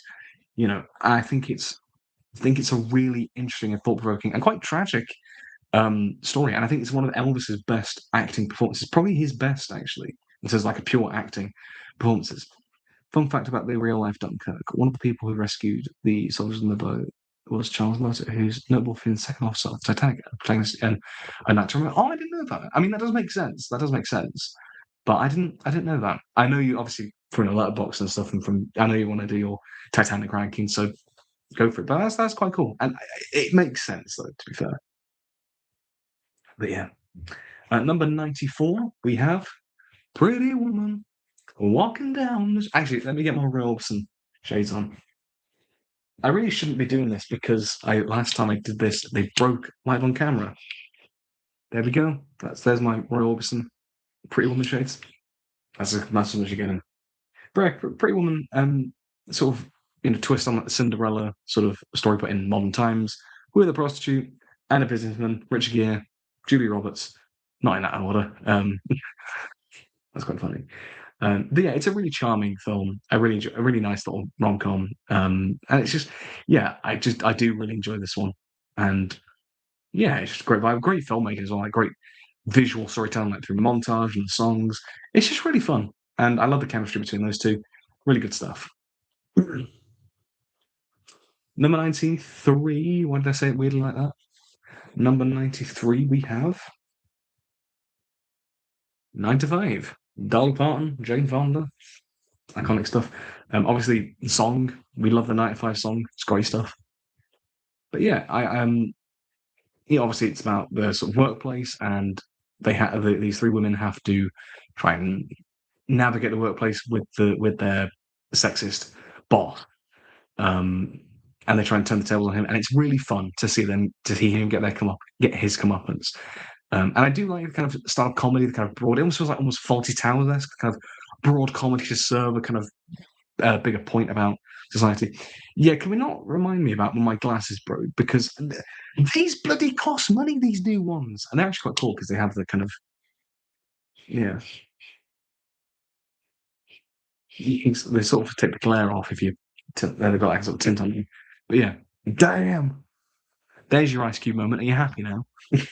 But yeah, 95 is a lot of fun, and the song is a banger. Working 9 to 5. Christian glasses evolution. Jesus Christ, man. Yeah, he clips it. Oh man, there was a moment earlier that you could have clipped where I dropped the iPad. But yeah. Anyway, number 92, we have. Oh, it froze. My iPad froze. It's not fair. Hang on. Let's get back. So sorry. Take two. Number 92, we have Nickel Boys, which is one of the best picture lineup from last year. It didn't get many. It froze like Get Lost. It froze like an ice cube. There we go. But yeah, Nickel Boys, one of the best picture nominees. Didn't get a lot of buzz, really. Not like Conclave or Nora or The Substance, whatever. It's really good. It's a really good film. Obviously set during the sort of segregation era and focuses on like sort of systemic racism. But the way the film's shot is so interesting. It's shot basically from the POV, like fully from POV. And that is so interesting. It's such an interesting way to shoot it, and it really puts you in their footsteps. And even though it's shot, it's not. I mean, yeah, it's shot like Peep Show, but it's a lot more grounded than what Peep Show does. Like it's a lot. It's a lot more grounded. I get what you mean, but yeah, it's a really great watch. And I think even though it's quite a heavy subject matter, it's one of those, unlike The Brutalist or Conclave, I really felt the heart in this one, and I could really emotionally connect with it in that way. Um, the sort of friendship of these two teenagers sort of breaking apart, it worked really well. And number 91, next, we have Black Christmas, the 70s slasher movie that I watched around Christmas time. Lovely bit of Christmas feeling. But this is a really good one. Really good, really atmospheric, really great visually, like all the lights, the Christmas lights. The kind of phone call gimmick, as a gimmick, but the kind of the killer stalking these girls on the phone call. It's kind of thing that if you like Scream, you'll definitely like this and kind of see where that comes from. Blueprint for like Halloween, Scream, right here in this film, and it's a really eerie film, very atmospheric, and yeah, really, I think really effective. So to recap, the past 10, we've got Deliverance, On Golden Pond, The Great Mouse Detective, Edge of Tomorrow, Dunkirk, Flaming Star, Pretty Woman, 95, Nickel Boys, and Black Christmas. I didn't watch White Christmas this year, but maybe next year. Anyway, next up at number 90, we have Hello Dolly, Wally's favourite movie. Hello Dolly's just fun. Like Barbara Streisand, what a movie star. She's just great. Absolutely great. Um, it's just a really fun film, fun romp around New York. All in this like high society. All the musical numbers are really entertaining. Louis Armstrong makes a cameo in one bit. Can't beat it, can you? It's just a really fun film. It's not my favorite musical, but it's one of those that kind of like the vibes of it really do carry it. Even for it's quite a long film, like 2.5 hours. It's really good stuff. Very few musicals will reach the same level of peak as that way. Yeah, that is pretty good. Although, you know, Ultra Cup definitely definitely did. No, I'm just fucking with you. But yeah. Anyway, at number we've got a bit of a triple bill here. Number 89, 88, and 87 are the three 2025 superhero films. We've got Thunderbolts, we've got Superman, and we've got Fantastic Four. Here's the thing.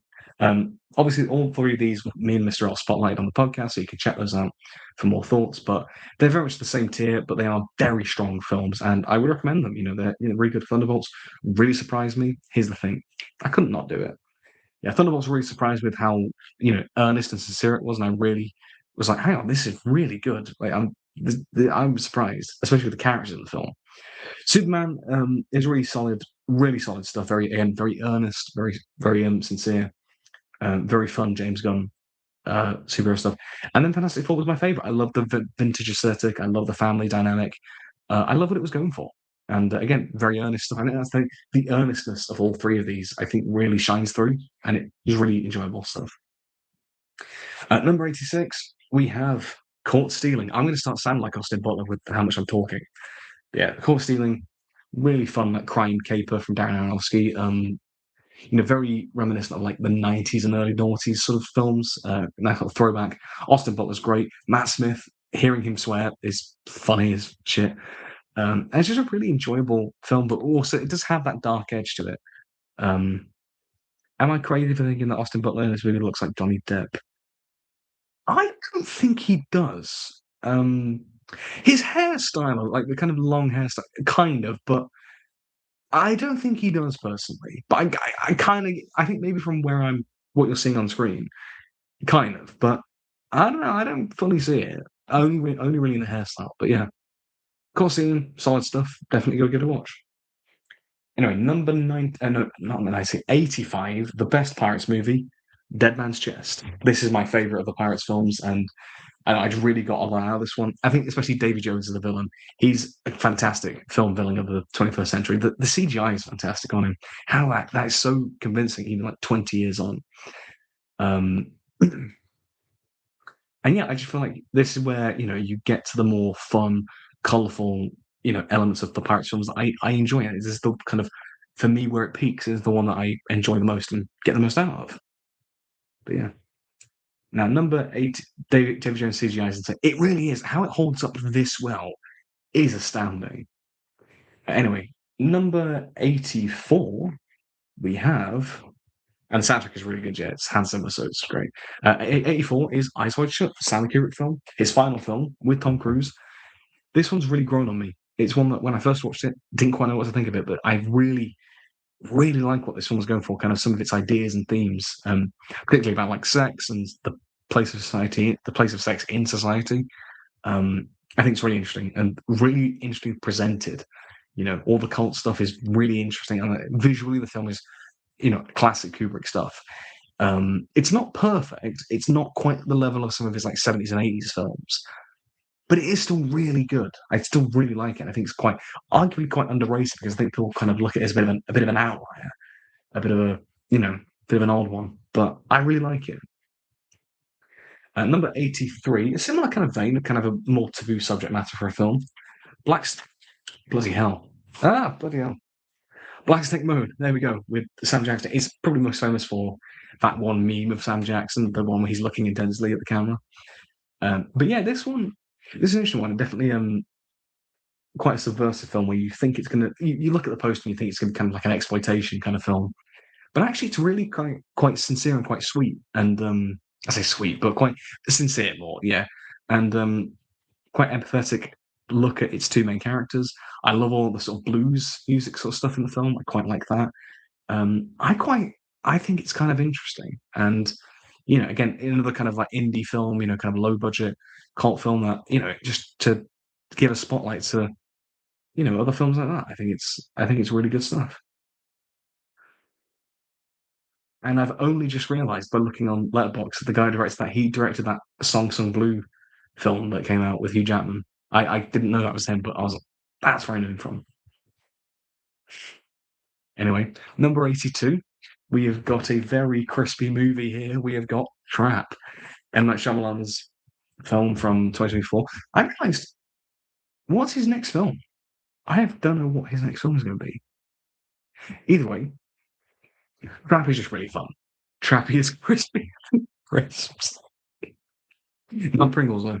Pringles. No, Walkers are the best, absolutely. But yeah, Trap's really fun. Like, it's got a fun, pulpy premise, and I think it's executed really well. Josh Hartnett's performance, he really. Sorry, my back is aching a little bit. His performance is really, really good stuff. And they all know the tone. It definitely has that larger than life element, but it's still entertaining and it's just fun. It's just really fun. And number 81, now we have The Rock. With iconic dialogue that I cannot repeat on stream because I'm going to get taken down. But yeah, The Rock is a really solid 90s action movie. Nick Cage, Sean Connery, all good stuff. We did it on the podcast, spotlighted it. Yeah, I really enjoyed it. I mean, mainly for Sean Connery, later stage Connery in an action movie role. But yeah, it's a really solid, kind of, sort of, based on the seashore thing, Alcatraz. It's just really solid stuff. I really enjoy it. So, Zeus Ball. Do you know the Elton John song Rocket Man? Yeah, it's great stuff. So, recapping the last 10, we have had Hello Dolly, Thunderbolts, Superman, Fantastic Four, First Steps, Caught Stealing, Pirates of the Caribbean, Dead Man's Chest, Eyes Wide Shut, Black Snake Moan, Trap, and The Rock. Pete Cage performance. Yeah, it's one of his better. I do like his like everyman persona in that film. Anyway, now we're into the top 80. So number 80, we have Kevin Costner talking to ghosts in Field of Dreams. Yeah, it's Losers and Wine about the best. I'm not going to finish the line, don't worry.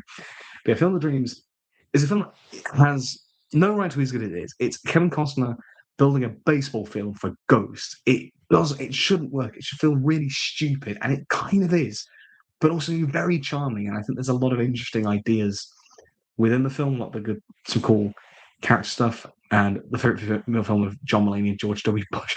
Yeah, the fact this is George Bush's favorite movie is fucking hilarious, man. And I love the Field of Dreams bit John Mulaney did at the Oscars is amazing. But yeah, I think there's a really sincere element, and I found it really charming. I don't know why. I really clicked with it, and it's weird, but yeah, Field of Dreams is really solid stuff. I really like it. Yeah, and Ray Liotta's in this, and Kevin Costner, and there's one bit where they play the bloody Top Gear theme. It's brilliant. Anyway, number 79, we have The Bad Guys 2. Yeah, obviously from this year, didn't really make much of a splash, which is a shame because it's a really solid sequel. I'd say it's kind of on par with the first, if not a smidge better. But yeah, I like the kind of globe-trotting, almost Mission Impossible thing that they were going. Diane Fox, stop simping for the furry characters, all right? Stop it. Not on here. I'm only joking. Yeah, I like the kind of Mission Impossible vibe. I love all the action scenes, the animation, and I like the continuation of the story. I think it's you know how I like how they continue where the first one left off, and it's not as kind of cut and dry. You know, I like any great DreamWorks sequel always expands very well on the original, so that's always great to see, and it's great to see here. At number 78, we have Clerks, which proper like again another indie film. I'm really kind of I really like to champion all the indie films I watch and whatnot. But yeah, Clerks, Kevin Smith, really fun premise. You know, it's quite episodic. You know, set in a convenience store in America, and um, it's the kind of ordeals and the kind of mishaps that the characters get involved in. It's really great film from a writing perspective, like dialogue writing. It's really good, and it was really proper recommended to us in our screenwriting module to shut this out. Chat, I think he likes indie films. Not sure though. Well, if that's what I'm going to make him when I'm older, then I've got to know what I'm doing. But that's got to be a spotlight as well. Indie movies. We got to spotlight some. You know, but like unironically, like as I know, joking aside, I think it's good to always like spotlight indie films because they're the kind of films that are more practical to make. If you're an aspiring filmmaker, I think it's good to look at those kind of things to see where to see where you can draw your inspiration from. So yeah, but yeah, Clerks, great stuff. Number 77, Shrek 4, Shrek Forever After. I love that. That photo is just funny. Look at Shrek there. But yeah, very underrated sequel, Shrek Forever After. I really love it. I love the kind of It's a Wonderful Life alternate sort of timeline sort of stuff.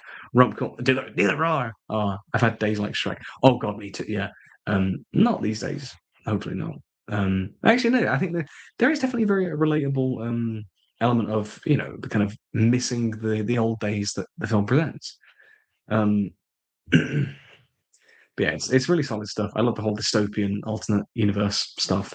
Rumpelstiltskin, great villain. Yeah, no, he's smarter than me. It's just so good. And it's a very sweet film. You know, kind of Shrek and Fiona rediscovering themselves. I think it's really great stuff. And the set pieces are really fun. It's the darkest one, and also the best looking Shrek film as well. Animation is great on this one. But yeah, I really like this one. Number 76, bit of an animation kick recently. Treasure Planet. Really great stuff, really imaginative. I love the sci-fi world and the adventure of this one. It's really fun, really creative. I love the animation. I love the dynamic of Jim Hawkins and John Silver. I love John Silver as a character. Like his redemption arc is really cool. A lot of fun characters and some idiots like the mind short robot gets on my tits, and he definitely does bring it down. But overall, like some really great stuff for Disney film. I love the song "I'm Still Here, Gypsy." Yeah, that's a really good song. Actually, I do really like that song. I'm Still Here. Sticking with the animation theme, number 75, Moana with Maui and Moana. Yeah, again, really solid stuff. It's always one of those that I kind of think, is it as good as the reputation, says it is? And then I rewatch it and actually it's like, yeah, this is really good. It's really fun. The animation's gorgeous. The characters are fun. Moana's great. The adventure's fun. Tamatoa, what a great villain. And then, the whole story and the whole adventure to sort of restore I can't remember her name, but her the I can't remember her name, but restore her heart. I think it's really great stuff. Defeat it, yeah, that's the name. I couldn't remember it. It's like 11:15, man. How am I going to remember that? At number 74, we have Wicked for Good, the sequel. Flash is Wicked. I don't love it as much as the first film. I say my problems with Wicked for Good are very much my problems with Wicked Act Two, the stage show. Some of the way they try and tie it into Wizard of Oz don't really make a lot of sense, and some of those twists. And I just think part one is more coherent. But I still love a lot of what Part Two does. I love the kind of production, the costumes, the acting. The song is fantastic. Like For Good is brilliant. No Good Deed is fantastic. As long as you're mine, I've been listening to that one because I want to perform that one at some point. Um, Ricky 2 is alright, fun to watch together. It was more than alright? So, I'm joking. As Long as You're Mine, though, is fantastic. It's such a good duet. And Jonathan Bailey, oh my god, what are those high notes that you can hit, man? You know, it's brilliant. Anyway, number 73, we have Philadelphia, which is another one I watched for that representation in film module for uni. Obviously, Jonathan Bailey, god damn it. You sound like, oh man. Anyway, Philadelphia we watched for that module and a sort of representation of gay characters in film, and I definitely think Philadelphia does hold up. So I know it's obviously not perfect, and we've obviously seen better since, but I do think it's for its time was very impactful. I didn't feel dated as such, but like Tom Hanks and Denzel Washington, they are great in the film, and it's very impactful stuff, and really well shot, really well made. It's Jonathan Demme, so it's going to be very well shot. Yeah. At number 72, we have High Noon. This is what I mean when I was talking about like westerns that I connect with. I connect with the ones that are more personal. I connect with the more personal sort of stories. The ones, so I really enjoy Gary Cooper as the marshal and his sort of so I really connect with him. Great seeing Grace Kelly in this film as his wife.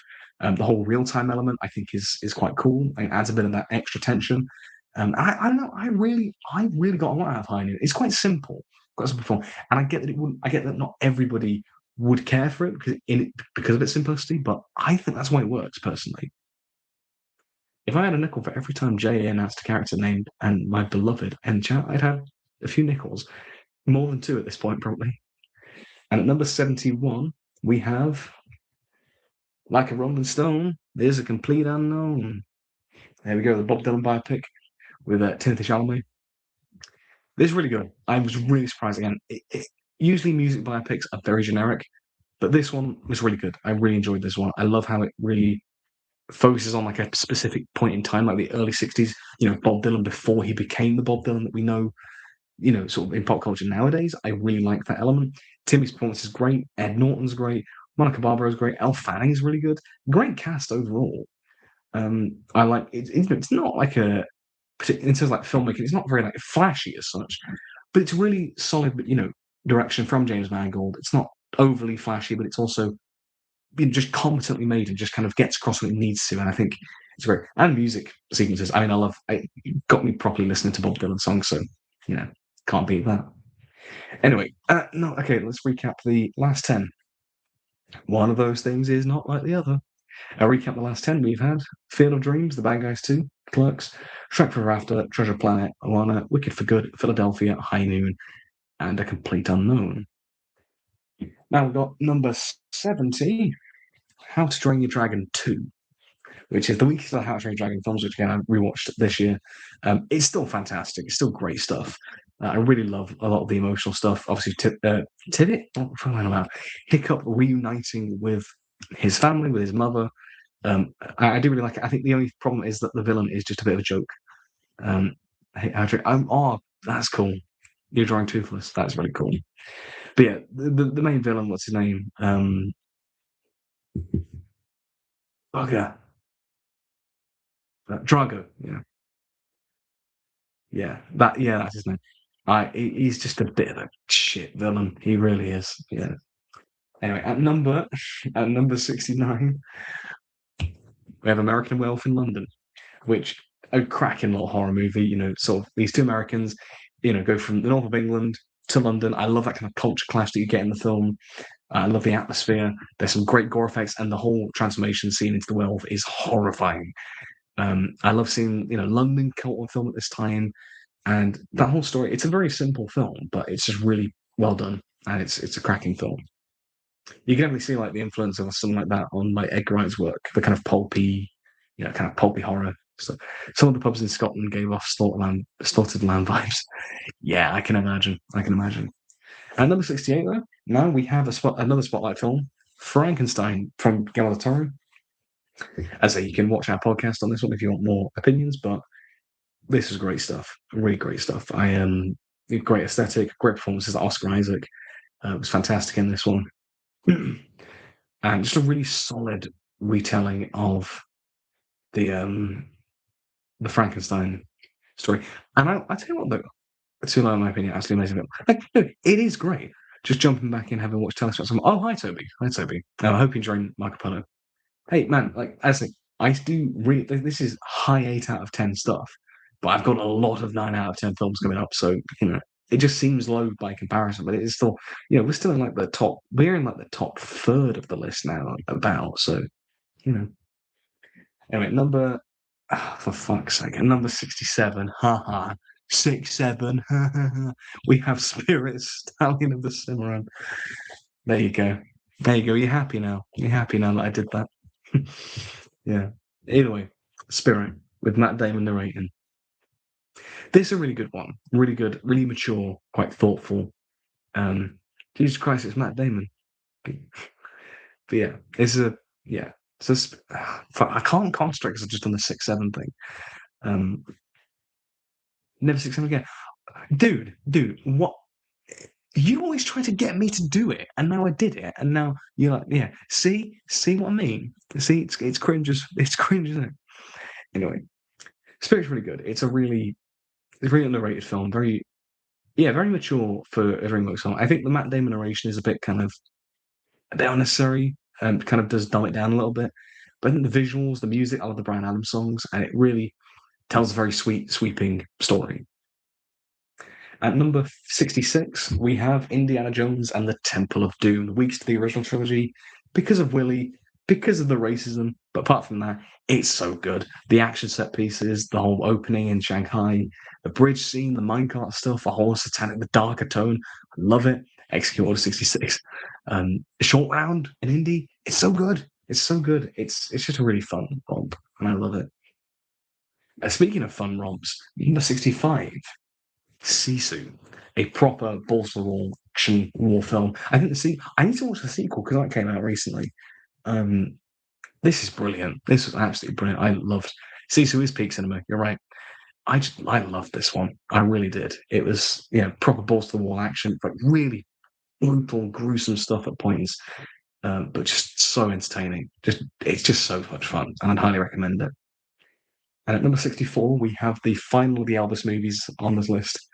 King Creole, the absolute best of the Elvis movies. This one, I also want to do a video on this one, so I should say as well that I've got some videos in the pipeline that I'm going to be doing, and a video on King Creole specifically I will be doing because I do want to talk about this film because it is the best Elvis film, not just for his movie standards.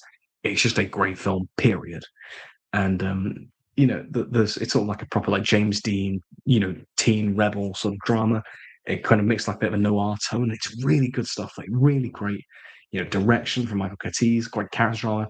Elvis is great, and the musical numbers are great. It's just a really solid film, and I'd highly recommend it. And I will be doing a video on it, as well as like a ranking of all the Elvis movies at some point. I will be doing a video review of King Creole at some point. So stay tuned for that. At number 63, somebody once told me it's Shrek. Shrek. It's Shrek in it. It's just you can't go wrong with Shrek. It's a proper comfort movie for me. I can watch it anytime. I never get bored of it. Just Shrek in it.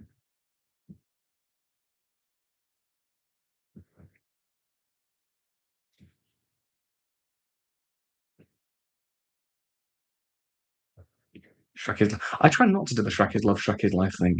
For God's sake. And number 62 is J Productions' beloved Zootopia. I had auditions for the musical of Shrek this week. It's going to be so much fun. It's a kind of ass show, but it's really fun to be in. Can speak from experience. I was Papa Bear in Shrek musical. And listen, it's fun. It's a really fun show to be part of. It's just a bit of a crap musical, but yeah. But yeah, Zootopia. As I said, it's a really great new Disney film. I love the characters. I love the kind of police procedural plot. It's allegories for like the whole, kind of racial prejudice stuff. It's not perfect, but it's very bold for a film, aimed at children. I think it's really bold with what it does. So now we are now into the 9 out of 10 category. We're in like fantastic territory. With 61, How to Train Your Dragon: The Hidden World, which I love this one. I've always loved this one, and I still do. I still maintain that it's a great end to the trilogy. I love Grimmauld as a villain. I love the emotional resolution to Hiccup and Toothless having to part ways. I think it's really sweet and profound, and the final scene is beautiful, and I love it. I really do. And the animation, it's the best of these films. It looks gorgeous. So recap of the films we just watched, not watched, ranks. How to Train Your Dragon 2, An American Werewolf in London, Game on Stars Frankenstein, Spirit, Indiana Jones and the Temple of Doom, Sisu, King Creole, Shrek, Zootopia, and How to Train Your Dragon 3, The Hidden World. And number 60, God, we've got to power through these. Number 60, The Manchurian Candidate, cracking Cold War era thriller, Frank Sinatra's in it, brilliant stuff, and really disturbing, really eerie sort of stuff, and cracking like sort of Cold War era thriller with some great twists and turns, and it kind of re-clicks into place in the last act. It's really great stuff. At number 59, we have The Fellowship of the Ring. I didn't watch the other two Lord of the Rings, and I need to watch them at some point. I promise I will. But Fellowship of the Ring, cracking adventure, fantasy film. I just need to. It's a long ass film. The film's not long, so you need to really just carve out a lot of time for them. So I need to properly like watch the Lord of the Rings stuff. But yeah, it is fantastic. I can't really fault it. At number 58, we have the original How to Train Your Dragon. Again, just excellent stuff. Great emotional stuff. Great heart, great characters. Toothless amazing. The animation is great. The sort of direction of the flying scenes are fantastic. The music, the test flight song is amazing for Hans Zimmer. It's just brilliant. Love it. At number 57 is The Killing. Stanley Kubrick noir thriller. This is a really underrated one. Not as iconic. I thought it was Hans Zimmer and John Powell. I thought both of them worked on it. Hang on a minute.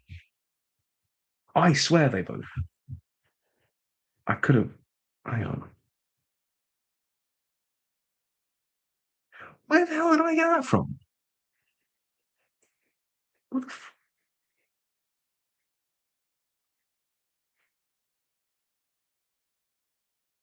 Probably might be that actually. Kung Fu Panda. Yeah, I thought they.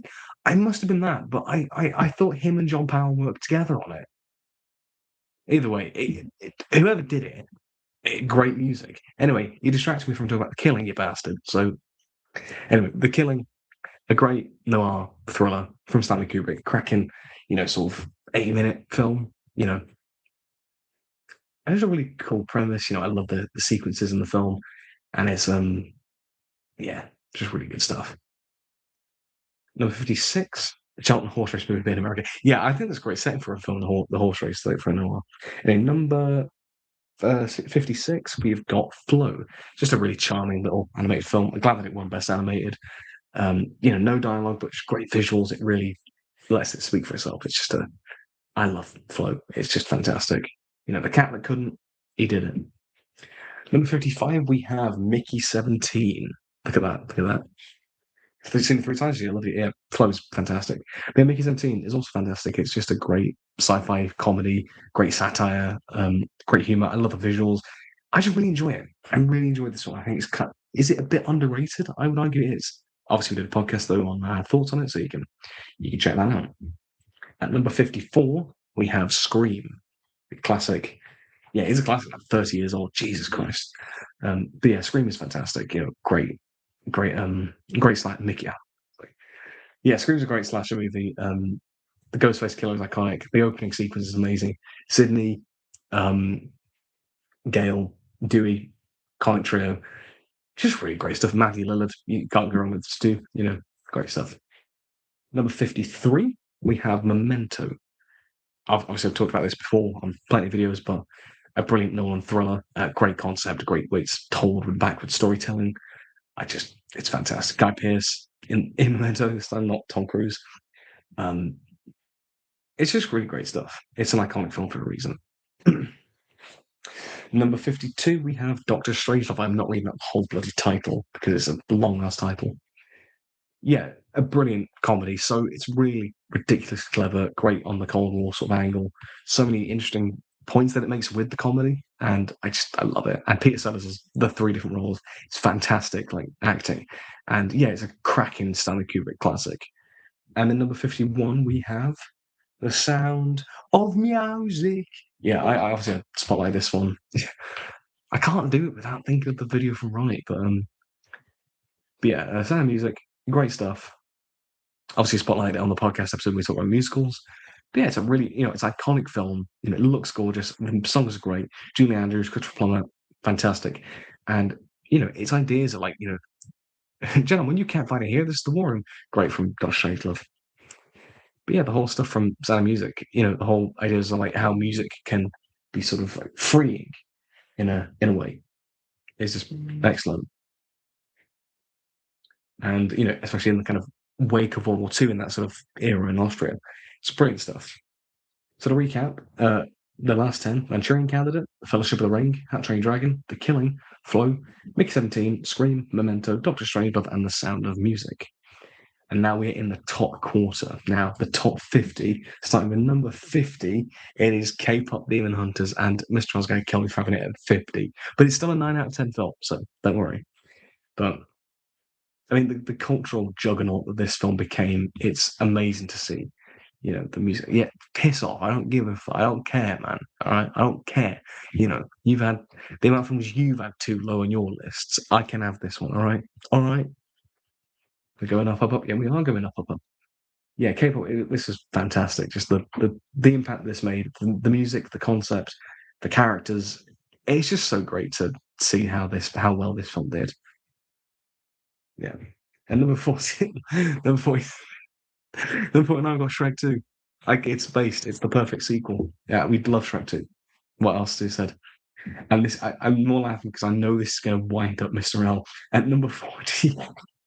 Number 48 is 28 days later. I was driving home from uni on Wednesday and Golden played on the radio. I was driving on Wednesday and actually started bouncing with some in traffic. Brilliant stuff. Anyway, 28 days later. Just a bloody great zombie film. It's gritty, it's dark, it's the structure of Pete Van the Count Crows. That song is great. I accidentally in love. But yeah, 28 days later, the gritty handheld vibe of it, Cillian Murphy, Chris Eccleston, Naomi Harris, all great stuff. And it is just really, yeah, I knew you wouldn't like that. And then at number 47 is 28 Years Later, which personally for me is the best of the films. Bone Temple could change that. God, it feels like ages since I talked about 28 Weeks. But yeah, I love the kind of folk horror sort of vibe that 28 Years went for. It was a very different direction. And I really loved it. And I really loved seeing this kind of newer version, like very much an evolution of very much what the original 28 Days was going for. I think it's really interesting. It's inside that too, Ricky Stenicki again. Yeah, but this is different though. This is different because 28 Days is acclaimed. Ricky Stenicki, it ain't acclaimed. It's only acclaimed to us, number 46, Midnight Cowboy, the iconic 60s film. This is a really interesting one. I love the aesthetic of this film. Jon Voight, Dustin Hoffman, great performances, and it's just very interesting, very real time capsule of like kind of very liberal late 60s sort of stuff. I think it's really, really interesting stuff. Number 45, The Muppets Christmas Carol. Bone Temple is definitely what we'll watch. I mean, we'll be watching it for the podcast, so I'll get on that, don't worry. But yeah, Muppets. What is to say about Muppets Christmas Carol? Just a perfect Christmas Carol adaptation. It's just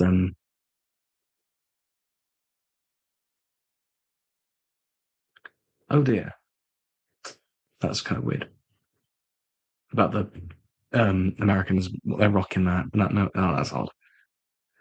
Yeah, Muppets Christmas Carol is fantastic, and it's just the perfect adaptation of that story. Number 44, we have The Little Mermaid.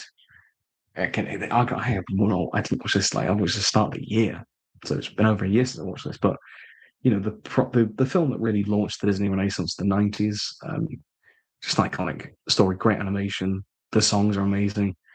It's just a proper, really great, telling and a great reinvention of Disney. Speaking of Disney, number 43, Wreck-It Ralph. You gotta love Wreck-It Ralph, but just the premise of the kind of the world of video games. Ralph and Vanellope, what a great duo. King Candy, fantastic. It's just brilliant. I love it. And the song "See You Again" is amazing. And number 42, we have A Real Pain. Kieran Culkin, Jesse Eisenberg. Yeah, this is a fantastic little comedy drama. I really wish I'd watched that in the cinema because it's just a really sweet film. Great comedy drama, real kind of blend of humor and heart and tragedy to it, and just some really great stuff from Jesse Eisenberg. And I can't wait to see what he does like from a right director viewpoint. And at number 41 is Snatch, a brilliant. I really connected to A Real Pain, especially Culkin stuff. Yeah, definitely. I think it's definitely you can definitely connect with emotionally a lot of what goes on. And I think both of them really, not just Culkin, but also Eisenberg and his character. I think there's a lot there. But yeah, Snatch, this is one that my parents watched, and we it's one that they love, and yeah, it was great to watch it with them. Great to watch it, and it was a cracking like crime caper of the 2000s. Guy Ritchie, some great iconic lines like in the quiet words of the Virgin Mary, come again. It's just brilliant stuff. And there's a Viva Las Vegas needle drop. So yeah, but recap the last 10 we watched. I keep saying watched, ranked. K-pop Demon Hunters, Shrek 2, 28 Days Later, 28 Years Later, Midnight Cowboy, The Muppets Christmas Carol, The Little Mermaid, Wreck-It Ralph, A Real Pain, and Snatch. Now we're in the top 40. We're getting there. I can see the number one spot, so we're getting there. Number 40, if it'll load, Forrest Gump. Excellent stuff. This is a proper classic that I think just really does hold up. I love Forrest as a character. I love the episodic storytelling. I like the kind of seeing all these different events, like seeing him throughout different points in history. It's just great stuff. Life is like a box of chocolates. It usually tastes like shit. No, I'm just messing about. Number 39, the likely best picture winner for this year. One battle after another. I'll be very surprised if this doesn't. This is probably going to get a best picture. Too many nasty coconut chocolate. Yes, can bounties just fuck off from chocolate? Because they're just disgusting. They're just disgusting things. Anyway, one battle after another. Bloody brilliant. I love this film. Like just as an action thriller, like it's just great to see one that is, the gunfights and car chases that are so well done and so unique. The humor of the film, the password gag is amazing. Leo is funny as shit. He's just a great bumbling but quite sincere protagonist. I love the dynamic of him and his daughter. That had a great emotional anchor. Sean Penn is one of the best as Stephen Lockjaw, one of the best movie villains of the 21st century so far. He's fantastic. And yeah, it's just brilliant stuff. At number 38, we have Hercules. More like Hercules. Yeah, Hercules is one of my favorite Disney films, and it's one I'm very nostalgic to because I have a lot of nostalgia for it. And I love the zany tone. I love the songs. I love Hades. I love Herc. I love Danny DeVito in it. It's just a lot of fun. I just really like. It's very unique for Disney. And number 37 is On Her Majesty's Secret Service with George Lazenby as Bond. This is such a brilliant. It's one of the best Bond films, one of the richest there is. I love the plot. Even Lazenby, like I don't mind. Not to be confused with Hercules in New York. I kind of want to watch that, to be honest. But yeah, On Her Majesty's Secret Service is, even with Lazenby as Bond, like doesn't. Yeah, he's the weakest Bond by far, but it's only because he did one, and you know, he's not that bad. And the ending is beautiful, and it genuinely makes me tear up. One of the only moments of Bond that actually can do that. Anyway, number 36, we have Kung Fu Panda. Again, a proper like the first two Kung Fu Pandas are proper comfort films for me, and I adore the first one. I love Po, I love the Furious Five, I love Tai Lung, I love the action, the animation, the heart, the messages. The kind of I really connect a lot with Po and as a character. I just adore it. At number 35, we have The Departed, a cracking police sort of crime thriller mobster film from Scorsese. Everybody was kung fu fighting him. Yeah. But Leo, Matt Damon, Jack Nicholson, great performances, great music, great most attention throughout the whole thing. It's brilliant. At number 34, we have Weapons. We obviously spotlighted this in the podcast. A brilliant original horror film. It's so creative, unique. I loved the experience of watching this film was so great. The way the story unfolded, the way it was told, I really loved it. It was so engaging. Aunt Gladys, I love how much people love Aunt Gladys. It's just really, really cool to see that. Anyway, number 33, we have Get Out, which I also watched for the representation module. The class universally loved this film. It's fantastic, modern horror thriller. That's just become horror again. That's really cool to see. It's really cool. But yeah, Get Out was fantastic. The obviously all the allegorical stuff is really potent and very, very impactful. But also just as a thriller, it's really damn effective. It really is.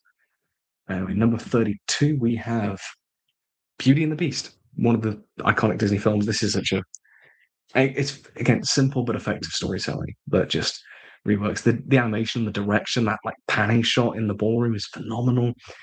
Gaston is one of the best Disney villains. Probably, yeah, I think he's one of the most effective Disney villains. He's just he's so funny but also so deranged, and it's just really he's fantastic. The whole mob stuff in that film is really interesting. Number 31, we have Raiders of the Lost Ark. Just iconic action adventure comfort food film for me. I adore Raiders. I adore the indie films, but that is just proper comfort viewing for me. Number 30. Oh, hang on. Recap the last 10. Forrest Gump, One Battle After Another, Hercules, All Our Majesty's Secret Service, Kung Fu Panda, The Departed, Weapons, Get Out, Beauty and the Beast, and Raiders of the Lost Ark. Now going into the top 30 now, with Punch Drunk Love, the Paul Thomas Anderson film with Adam Sandler. Adam Sandler's best film to date. It's such a quirky, oddball film, but I love it. Sandler's best performance, easy. The filmmaking is great, and just the story and just the heart of this film of like just trying to find love is really sweet, really touching. At number 29 is In the Heat of the Night. I love the Ray Charles song. But yeah, this is a great police procedural film. I love the vibe, I love the aesthetic of the film. The kind of heat, the tension that's built. Still need to find a way to watch it.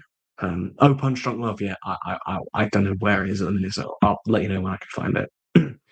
But obviously the cultural impact of In the Heat of the Night with its own racial tension stuff is really impactful. And I did my essay on this and American Beauty. I love it. Number 28, Tommy. I've been obsessed with this bloody musical. I really want to direct this. I really want to direct this if I can at some point, like a stage version of it. But yeah, it's such a good film. If you love The Who, if you love classic rock, you'll love this film. It's so weird, so bonkers, but I love how unrestrained creatively it is. I love seeing that. I kind of just got to bash through these quickly because we're heading to midnight. Should we try and get it before midnight? Let's do it. Number 27, Shallow Grave. A brilliant Danny Boyle film. I love the cast of characters, that larger than life element to it. It's the kind of film I like. It's kind of low budget, but still quite larger than life and still quite quirky and eccentric. I love the filmmaking, sort of the style of it. It's just great. I watched Before Midnight this year. I didn't. But yeah. Shallow Grave, what film? Number 26, we have The Wild Robot, which I know we've all seen, haven't we? Which, yeah, Mr. I know you've seen it, haven't you? We talked about it. I rewatched it this year, and I really do love it. I really love the blend of the nature and sci-fi. Really sweet story, and it's great. It is amazing, and really good, really great animation. Number 25, we have Nosferatu, the Robert Eggers version, leaps and bounds above the 20s version, and it really the 1920s version, I should say, but it really adapts this classic story with the real filmmaking finesse and the detail that it really deserves, and it really makes for a great horror experience. I really loved it. Speaking of horror movies, number 24, Sinners. Just a stellar bloody film. I did a video review of this film. Nice that they made a movie about the SpongeBob side character. God damn it. It's so good. It's so that I can't believe that's a running joke in SpongeBob of all things. But yeah, Sinners, it's a stellar film. I did a video review of it on this channel, which is rare for me these days. Yeah. I expected Sinners higher for you, I can't lie. Well, that's just how good these movies are, man. That's just how good they are. There's so many great ones. Number 23, we have just like this, The French Connection. Admittedly, I probably would put Sinners above French Connection nowadays, but hey, I ain't touched this list since New Year's, so you know, can't say anything now. But yeah, what an amazing, police procedural drama film. Gene Hackman's phenomenal. The filmmaking, the car chase, the action set pieces. It's just such a lean, efficient film, and it's just brilliant. It's absolutely brilliant. And number 22, though, is Marty. Obviously, we discussed this on the podcast. It's a really sweet drama about, it's really sweet stuff, and incredibly, incredibly good. And yeah, I said we talked about recently on the podcast. Yeah, he wasn't supreme, but this film is supreme. It's genuinely such an underrated gem, and I'd highly recommend checking it out. And at number 21 is Minority Report, the great Steven Spielberg sci-fi thriller with Tom Cruise, adapted from the Philip K. Dick novel, short story, I should say. It's just a great concept of predicting crimes and trying to prevent them from happening, and it raises all kinds of philosophical and thought-provoking questions, and it does all that with an exciting sci-fi action skin. So to recap, the past 10: Punch Drunk Love, In the Heat of the Night, Tommy, Wild Robot, Nosferatu, Sinners, French Connection, Marty, Minority Report. Saw that coming. Might be a pre-con. Yeah, you might be. You never know. No. And now we are on to the top 20. We've got number 20 is The Elephant Man, a beautiful film from David Lynch, a really heartfelt film, gorgeous looking film. Oh, hello, Alex, man. You've just joined us for the top 20 of the list. We're going to be quite quick because it's nearly midnight in the UK. So, The Elephant Man, beautiful film, amazing performances from John Hurt, David Lynch. The makeup effects are phenomenal, and just a really, really beautiful insight into the life of John Merrick. If you don't count Twin Peaks: The Return, The Elephant Man is my favourite from Lynch. You obviously know what my favourite from Lynch is, as we'll get to at number 1. But at number 19, though, before we get there, Mitchell's vs. the Machines. I rewatched this year with some friends. I showed it to some friends. They loved it. I loved it. It's just such a bonkers, fast-paced ride and just a great sci-fi action comedy with a lot of heart and family sort of stuff. I wonder what it could possibly be. You sound like a uni. All my uni lot know I'm obsessed with that damn film. Katie Mitchell is just like me for it. Yeah, she's very relatable as a film lover, as a film fan. Very relatable. I think her thing about making those short films, I relate to the sketches I've made, which may be coming back in 2026. Mitchell vs. Machines is one of my favourites. It really is a great one. And number 18, Indiana Jones and the Last Crusade, my favourite indie film. Not indie film, Indiana Jones film. It's a I don't know why, but Mitchell's vs. Machines. The clip. You've seen it? I didn't know you. I can't remember you seen that one. I don't. You've never mentioned it. Damn. Well, what is wrong with you, Mister? What is wrong with you sometimes, man? I'm surprised. A part of me's kind of surprised, but also kind of not, because I know you're not. I know you're not mad on. Mate, it's been so long since I saw that film ranking. How am I meant to remember that? But oh wow, god damn. I'm kind of surprised, but also kind of not, because I know you're not big on Spider-Verse, and it's kind of in that sort of vein. Yeah. But yeah, Last Crusade is the best indie film. I remember because it annoys me. Yeah, if you piss off J Productions, he's not happy. Are you? You're not happy, are you?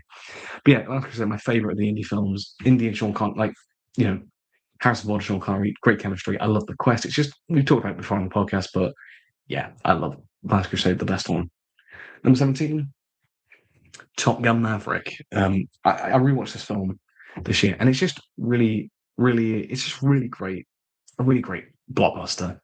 It's just, to revisit it. It was one that I'm really fond of, one of my fondest cinema experiences, and to revisit it, and it still holds up. Like the action's so exciting and exhilarating, and the heart is still there. I love, and having Maverick, Tom Cruise tie it all together. It's just great stuff. At number 16, we have Anora, the Best Picture winner from last year. And I still love this film. It's a really fantastic film. I love the fact that this is so accessible. Is this, wild, bonkers, screwball comedy about sex work, and it feels very contemporary and of the moment. And I really love that. It really, really has that youthful energy, but also a lot of the the dark, not the darkness, but the tragic elements of it, especially the ending, is really great. And Mikey Madison is a star in the making, absolutely. Number 15, Cars. Pure nostalgia bias, but I don't care. My childhood film, I love it to bits. Don't at me. At number 14 is The Life of Brian. Number one, going to go into my car trust. I still haven't seen it. I don't know where it is. I can't find it. But yeah, Life of Brian at number 14. I love this film. Obviously, it's my favorite of the Pipey stuff. It's my most rewatch of their stuff, and I just love it. It's just hilarious. The themes of like religion are interesting. It's just great stuff. And number 13, we have Little Shop of Horrors, one of my favorite musicals and one of the best musical to film adaptations. If they had kept the original ending instead of the sappy one, this would be 10 out of 10 easily. But this is the last of the 9 out of 10 films now. But yeah, Little Shop of Horrors, this version of it is just stellar, absolutely stellar. And now we've got the top 12 with the 10 out of 10 films. So starting at number 12, The Incredibles. This is incredible. I've said it. It is incredible. It is absolutely incredible. Obviously, we talked about it on the podcast, but it's just one of the absolute best Pixar films. And, the superhero story blended with a family drama, you can't beat it. And it's just, say that again. He's still quite on Life Brian. Mate, we've moved beyond Life Brian now, mate. You missed the boat. Peak Cinema The Incredibles is true words have never been spoken. It's just phenomenal. I love it. I love all the Bond homages in it, like with the score and whatnot. Anyway, number 11, we have my favorite 2024 movie, The Substance, which is amazing. I love it. Again, a bit like kind of Tommy, how balls to the wall, just it goes fully out of like what it's intended to do with its premise, and it's just fantastic. I love it. Um, I love the body horror stuff. I love Demi Moore and Mark Qualley's performances. Dennis Quaid's really fun as that kind of eccentric like sort of media personality. The whole sort of commentary on like women's beauty standards and like Hollywood, and it's really thought-provoking stuff. And I love how just uncompromised the vision is. I really love it. And now into the top 10. We're in the top 10 now, starting with number 10, GoldenEye, one of the absolute best Bond movies. Obviously, we talked about Martin Campbell directed Memory, that really shit Liam Neeson movie. He also did GoldenEye, one of the absolute best Bond movies. It's probably the perfect Bond movie. Not my favourite, but it's the objective best. I think it covers everything, and I think both old and new audiences can appreciate it and enjoy it. I think it's got something for everyone, and I adore it. Number 9, we have Wolf of Wall Street. For 3 hours, this is a film that just freaking flies by. It is a perfect comedy. It's absolutely hysterical. Leo is amazing. Marty, the energy of the film is just non-stop, and it's just brilliant. But also, just it's a very smart film, and just really, I really like it. It's great. And number 8, we have Paths of Glory, which obviously Mr. L you watched, and even you really liked it, which is I was really happy to see when you watched it. This is a brutal, one of Stanley Kubrick's best films, and just how brutal and bleak this film is. It's so effective. It's such a brilliant sort of war/anti-war film. I think it's such an interesting film, and Kirk Douglas gives an all-timer of performance. Number 7, we're getting there. The Holdovers. One of my go-to Christmas films nowadays. It is just a beautiful little film. I love the retro aesthetic. I love Paul Giamatti. I love Dominic Sessa. I love Divine John Randolph. I love just the heart of this film and how it's so earnest. Holdovers definitely got better for me on a rewatch. So same here. I really, really can appreciate it. I love the Holdovers. It is so good. Yeah, it was just absolutely brilliant. Yeah, I love it. I really love it. At number 6 is The King of Comedy. Martin Scorsese film. Is not my favorite. Goodfellas is still my favorite Scorsese, but this is a close second because this is such a great film. It really does hold up nowadays. Like the whole, parasocial relationship with fans and celebrities. It's really interesting, and in the age of social media, it's become more prevalent, and I just love it. And that Rupert Pumpkin is such a fascinating character, and it's just such a absolute Scorsese. Yeah, it really is. King of Comedy is peak. It really is. Yeah, it's It's an interesting one. It's an interesting one. King of Comedy is in my top 10 for the year too. Yeah, I mean, no wonder. And now we're in the top five. I haven't done the recap, by the way, but yeah, we're in the top five now, baby. Starting with Back to the Future. It's always been an all-timer for me. It's a proper favorite from since when I was a kid. I've always loved it then, and I still love it now. I love the kind of obviously I love the screenplay, the characters, the humor, the premise, the music. I also love the whole kind of how it contrasts different cultures, the 80s and the 50s, the similarities and the differences. I love all that stuff. I love all that sort of stuff. I love the stuff of like history repeating itself and whatnot. Rewatched Back to the Future in the cinema last year. It was great. I only saw Back to the Future once, but I remember yeah, I absolutely rewatch it nowadays because I think it still very much holds up. And watching it in cinema, I was like, I wish I could have gone and seen it, but I wasn't able to. But yeah, it's great. And number four, we have another staple of these lists, Shaun of the Dead. It's gone down a little bit. Usually it's like number two, but it's gone down a little bit. There's just some even better films. But yeah, Shaun of the Dead is probably my most rewatched film of all time. I just adore that thing so much.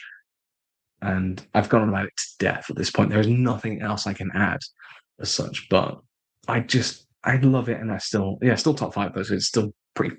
Out of 200 films, it's still bloody high, isn't it? You know. But anyway, there's just three more films that I think are better. Starting with number three, Good Will Hunting. Watched this for the first time this year. This is heartbreaking. This film this is absolutely, you know, this is brilliant. Like I say, Robin Williams, Matt Damon, Ben Affleck, fantastic performances. And the script as well, one of the best written films. It's not your fault. That those four words out of my Robin Williams in that scene reduced me to an absolute blubbering mess because it is heartbreaking. And I think this is a film that for young people is a really valuable film to watch, especially nowadays. Um, top two, The Room and Bird. God damn, I need to watch The Room at some point. But no, Good Will Hunting is just is such a heartfelt film, and I think it's really interesting the whole kind of idea of academia of like Will Hunting, this janitor, doesn't go to university, but he's so incredibly intelligent. But it's how he uses that, and it's just interesting. It's just interesting. Number one, no, they're not these terrible films. Matt Damon and Ben Affleck always look like they share one brain cell between them. Yeah, they made one of the most profound, intelligent screenplays back in the 20s. Yeah, if I can make a screenplay this intelligent in my 20s, I'm going to be very happy. Um, but yeah, it's a brilliant film. You got to watch it. Number two is It's a Wonderful Life, my favorite Christmas film, and I've been rewatching this multiple years in a row, and it's one of the it's probably the most timeless film I can think, and it gets me every time. It gets me every. I know what's coming, and it gets me every time. This always does. And just there's. I do want to. There's a. I one of the greatest films I need to rewatch it sometimes. I mean, today you can watch it any time of the year. It doesn't really have to be specifically Christmas. You have to rewatch it. Um, but yeah, It's a Wonderful Life, a beautiful film, and not best Christmas film, one of the best films ever. But my number one for the year, and my new number one favorite movie of all time, Blue Velvet by David Lynch. This I watched it back in January. I think it's not War the Worlds. Piss off. It's not bloody War of the Worlds. Never. I still haven't watched it, and I don't plan to be honest. But Blue Velvet, I watched it. I watched it at the start of 2025, and it I say I watched it because it was when David Lynch passed away, and I was expecting it was going to be great, but I did not, because I didn't really know too much about it. I didn't know specific scenes as such. I just knew kind of the cast and certain images, like Isabella Rossellini in that like nightclub singing and whatnot. There were certain scenes of it that really, really hit hard. That I didn't expect to hit as hard as they did, and that I could at the time I could not only could I really see myself in, but it was a time that I really needed it. And to have that was incredibly valuable. And it's that thing because obviously it goes some dark places. This film is like particularly, regarding like sex and the criminal underworld and whatnot. It goes to some dark places, but it has an incredibly empathetic and optimistic outcome. And it really tries to show the best in people, like Jeffrey, like Dorothy. It's just brilliant. Not only it also has one of the best screen villains in Frank Booth. It's just insane. If anything that moves, it's just it's just it's so vivid and distinct, but and it can go and it can show some of the darkest things you can imagine and some of the most depraved people you can imagine, but also make sure to highlight the good that's in the world. And I think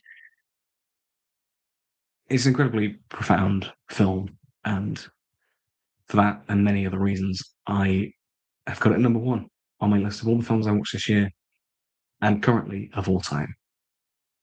And it has not yet struck midnight. It's on 11:59. Lynch was a genius who I wish I appreciated when he's still alive. Me too. Me too. I was starting to get there, to be fair. It is midnight. Yeah, it's just gone midnight now. It's just gone midnight. I really wish it didn't take his passing to, because I'd seen like Mulholland Drive, Happy New Day. I'd seen Mulholland Drive. I'd seen Wild at Heart at that point. And I'd seen what else had I seen? What else? Oh, I'd seen that weird short film he did with like the monkey. What did Jack? I'd seen that he did with the monkey or something. Yeah, that was weird. That's mostly sort of that. But I think that's the thing with Lynch's stuff. People always kind of think he's just like the weird director, but there is so much. I think that's the thing. You've always got to. I think to show the truth of the world, you have to be comfortable. Yeah, what did Jack do? That's the name of it. You have to be comfortable to show the uncomfortable in film, to really show the darkness instead of just saying that it exists. But then also contrast that with the good that is in the world. I think that's what Lynch did superbly in that. The Elephant Man does it really well. Mulholland Drive does it really well as well. Although that's a bit bleaker. David Lynch is one of the few male directors who portrays violence against women too.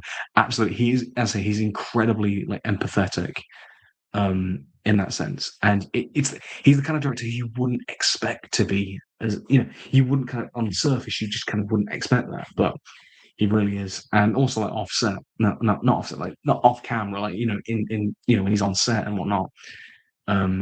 Just him as a person, I never heard a bad word against him. Whereas like other directors, you absolutely would hear some pretty, unpleasant things about. But all that said and done, that's the end of the stream. It's David Lynch is a person who makes me happy. He does. He does. With all that said and done, sorry. That's. Whew. I think I need a nap now. I think I do. Because it's just gone midnight. My back is aching like hell at the minute. Jesus Lord. It really is. But yeah, I really enjoyed doing that stream. And I love the bit in Twin Peaks Return where he tells Transfers to fix the hearts will die. I've not seen I've only seen the pilot episode of Twin Peaks, so I need to watch that. That's quite funny though. But yeah, that's the end of the stream. So I hope you enjoyed it. I'm glad to have had you guys here at the stream and to share the ranking in video form. It's been great to have. And they'll be streamed down. See you next, right? Yeah, see you hopefully. See you soon. Me and Mr. Al, we're doing a show together, which we'll tease probably in future podcasts and whatnot. Yeah, they'll be streamed. Yeah. Thank you very much. And yeah, I'm really glad to be. Now I've got to go back and watch the bad movie rounds. Yeah. I think you joined. I think it was the Phantom Menace you joined. So you very much started when we started talking about the good movies. You kind of missed the bad. Good stream. Goodbye, Alex. Thank you for joining us. Yeah, but I think it's been really nice to be doing the stream again, and we're doing videos again. This is kind of like my video for this week. Essentially, I was able to make one, but I'm really happy to get back into making videos again. It's been really good, and I hope to make many more. And hopefully, this, so we had the Wallace and Gromit video, we had the War Between video. They've done very well, and thank you for the engagement and support on those videos. It's been really great to see, and obviously because I went away, really, and didn't, in the back half of 2025, I really just there was radio silence basically, just to say that I could come back and there's still that appetite I really appreciate that. It's really quite touching to see. So yeah, expect there's plenty of videos in the pipeline. As I mentioned, there's the King Creole video I want to do. There's obviously this video. I'm planning on some other ones. I'm planning on bringing back actually. Yeah, obviously check out the Double Feature podcast for all the discussions on plenty of these films that I've talked about because obviously I've had to watch them for the podcast. I am planning as well a bit of announcement. I am planning on bringing back as well the monthly film rankings in a slightly different format. There'll be more of like a sort of journey, like sort of like diary through time. So not quite the same as they were before, but I want to bring that back to kind of get momentum on the channel again. It's because that was a really consistent series to have, and I think that's what the channel needs right now. Yeah, it'd be fun. But yeah, and there's plenty more things that I've got in mind, and I really want to try and because I don't think I'll be doing YouTube forever, and I know that. But I never wanted to sort of go out on like on a whimper, and everyone would just sort of fade away and just never, if I want to go out and really kind of, if I want to end the channel, not end it, but just kind of retire it, I want to kind of end it with a bang, essentially. I want to really get the videos that I've always wanted to make. And yeah, I'd rather do it on my own terms and not just because circumstance told me to. But with all that said and done, you take care. Good night. Have a good sleep. And I will see you in the next video, whenever that may be. Bye bye.